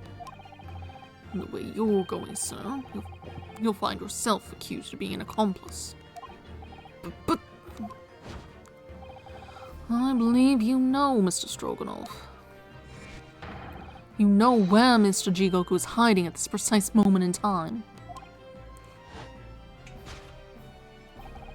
As always, Mikotoba, in matters of deduction, a furtive glance is your unfaltering ally. Yes, I think you're on to something there, Sholmes. You found the chink in this burly fellow's armor. You need only follow the man's gaze to know where our prey is hiding. The slightest flicker of the pupils, a minutely delayed blink. Nothing escapes my attention, even that which is barely perceptible. I would hardly call this barely perceptible, Sholmes. The man's turned his entire head. It's not exactly what you describe as a furtive glance, is it? It's almost too obvious. We shall let your tapping toes decide, my dear fellow.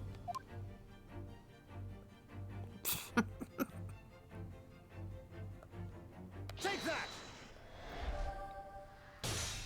Hopefully you've got the combination. You turned immediately to look at this large trunk, didn't you? Oh! Truth is, Seishiro Jigoku was unable to escape from the ship in time. And at this very moment, doing his best to stifle his breath inside this trunk. If he still has a breath to take, I fear he may be running dangerously low on air. If he still has a breath to take, I fear he may be running dangerously low on air. Imagine he didn't count on us making a nuisance of ourselves for quite so long. I think it would be in everyone's best interest for us to open the trunk as quickly as possible. But how can we? You're forgetting about the combination lock. We don't know the 7-digit code. Combination lock can't be opened from the inside of the trunk. Therefore, there must have been an arrangement for somebody to open it after our departure. Of course. In short, before Jigoku hid himself inside that trunk, he must have told somebody the 7-digit number for the lock. As I'm sure you can confirm, Mr. Stroganov. No, I know nothing about combination code. Don't move a muscle, my good seaman. Oh, it's meant to be numbers. 5, 2, 3, 1, 0, 4, 5.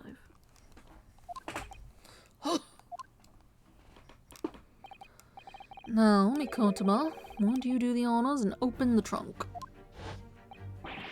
How on earth do you expect me? It's a 7-digit number, remember? Quickly now, we have little time.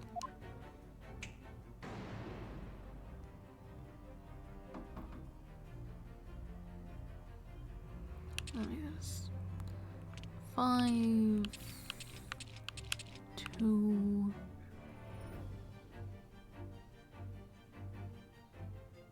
0. Let me 5, 2, 3, 1, 0, 4, 5.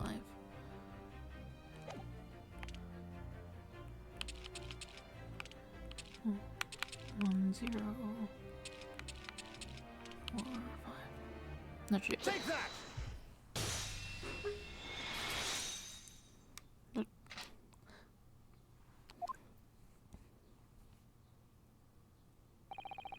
I did it. It's open.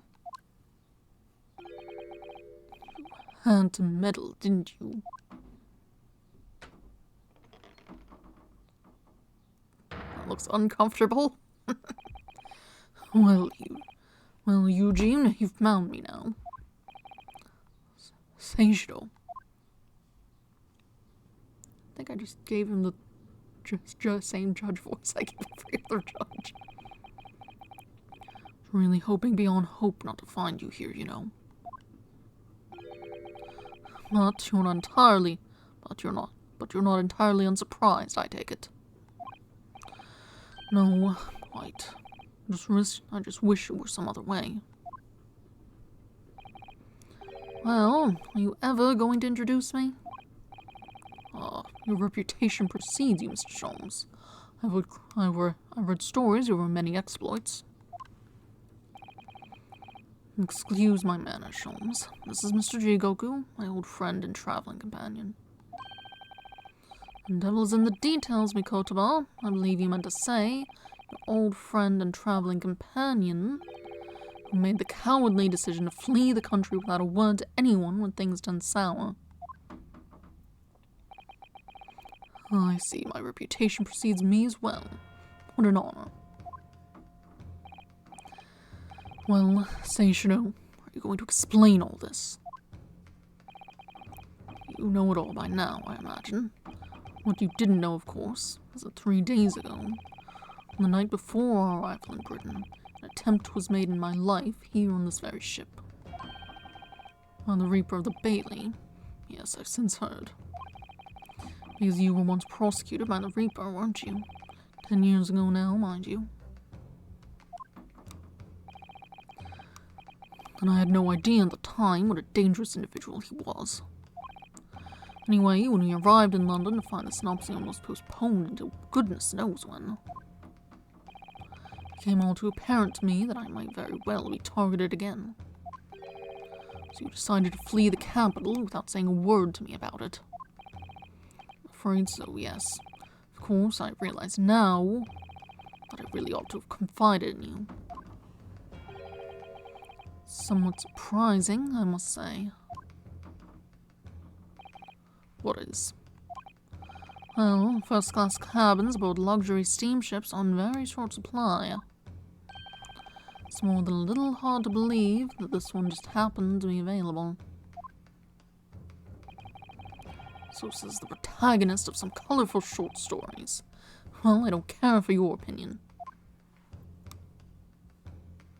The cabin did just happen to be available, so I purchased a ticket, and here I am. I've just seen for myself the obvious remnants of that incident in this cabin. So you'd already purchased your return ticket before we even docked in Dover, hadn't you? So you'd already purchased your return ticket before we even docked in Dover, had you? That was the... whatever. To prevent anyone else taking this cabin and seeing the evidence. Is that it?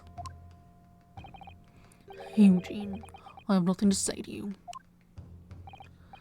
Well, in a mere 5 minutes, the ship will set off on its onward voyage and not make port again until Italy. I'm afraid we must insist that you disembark with us at once. You have no jurisdiction over my movements. We have this, Seishiro. Take it. What is it? Subpoena from the Old Bailey. You're a man of the law. You know what the ramifications of ignoring a document like this from the British courts would be. You came prepared then, Eugene. Come on, let's go. One moment. What is it, Holmes? Inside Mr. Jigoku's trunk, I found this rather fascinating trinket. Oh, it's the turnkey for the watch. I guess for setting the time properly, since it wasn't for winding it. What is that? Seisho. I can't help you, I'm afraid. It's some small component from something. What? I have no idea. The look on his face, I think he genuinely doesn't know. Probably for the best. Well, let us pocket it as a small souvenir of our brief sojourn in France. Small components entered into the court record. Small machine part that Mr. Sholmes found in Judge Jigoku's cabin on the SS Grouse. Well, Naruhodo, I think we've done as much as we can, I'm afraid. The rest will be on the shoulders of you and your assistant. Presumably you have to communicate this back there so that they can, do something about it. So otherwise, you're just hanging out very far away. And it doesn't actively help until you get back. Okay, well... Alright, 3rd of November, 12:10 p.m., the Old Bailey courtroom.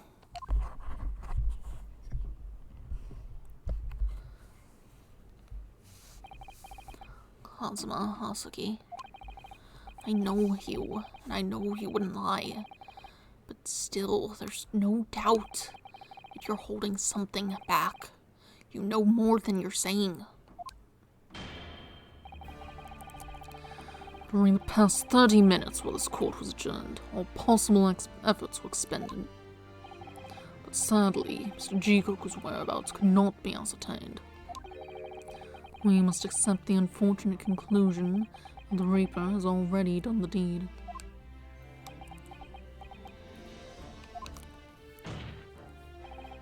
There's no sense in wasting any more of the court's time. The prosecution calls for an immediate verdict. Objection! No, the trial cannot end now. You're a Japanese man, Jirunosuke. You should know when to lay down your sword.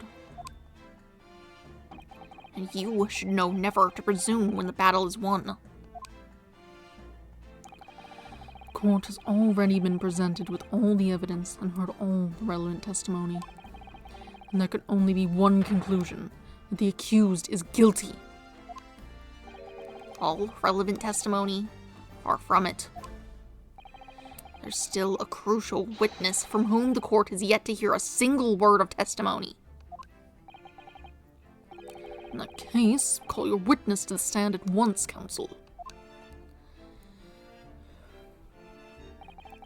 Yes, my lord.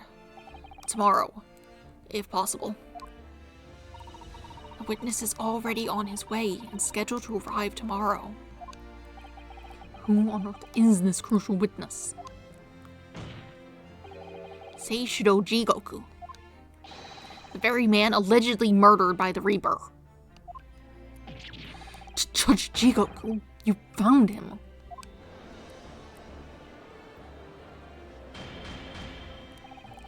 The investigations of every policing resource in the capital suggest that Jigoku was already dead. How in the name of God did you find the man? He was located in France during the recess at the port of Dunkirk.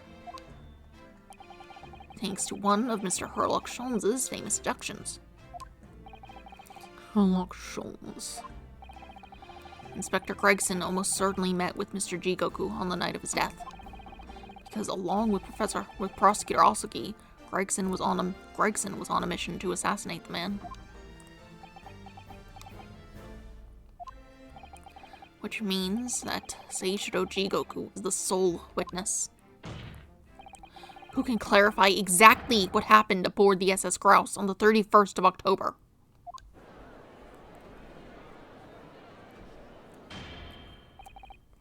Well, it would appear that it's too soon to move to education at this point.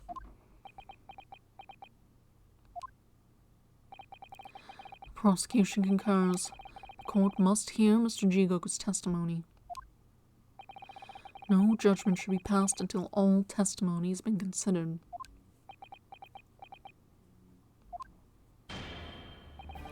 In that case, I hereby call the end of today's proceedings. Court will reconvene at the same hour tomorrow. No objections from either side.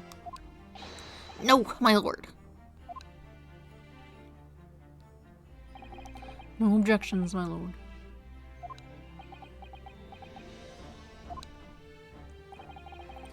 We live to fight another day by the skin of our teeth.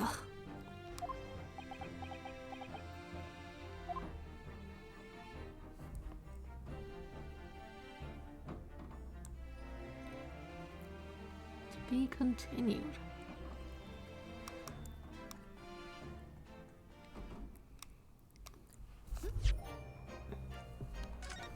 On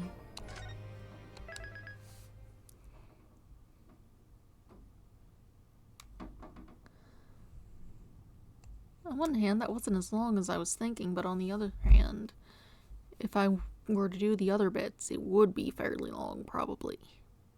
Probably. Maybe?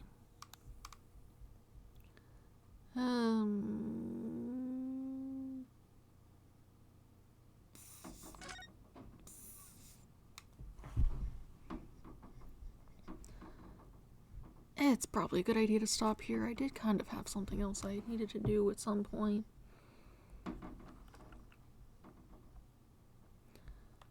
Yeah. Okay. So that's that for now. We'll get back to this on Friday. On Wednesday, I'll be playing more Celeste. Anything else? Oh yeah, I think maybe, what's his name? Strongheart might be the person heading the what's it? The Reaper thing, because he's the one who assigned, Cosima to Von Zeeks. He's the one who was involved in him being anywhere. Would make sense to use some guy who doesn't know anything and has amnesia as an assassin. I imagine him regaining his memory probably is hindering that a bit. It would make sense if he were the one to set that up.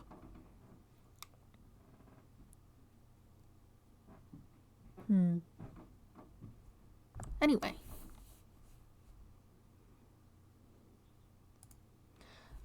But that's all for today. We'll find out more about how that's going on Friday. I'll be playing Celeste on Wednesday. That's all. Have a nice day. Goodbye.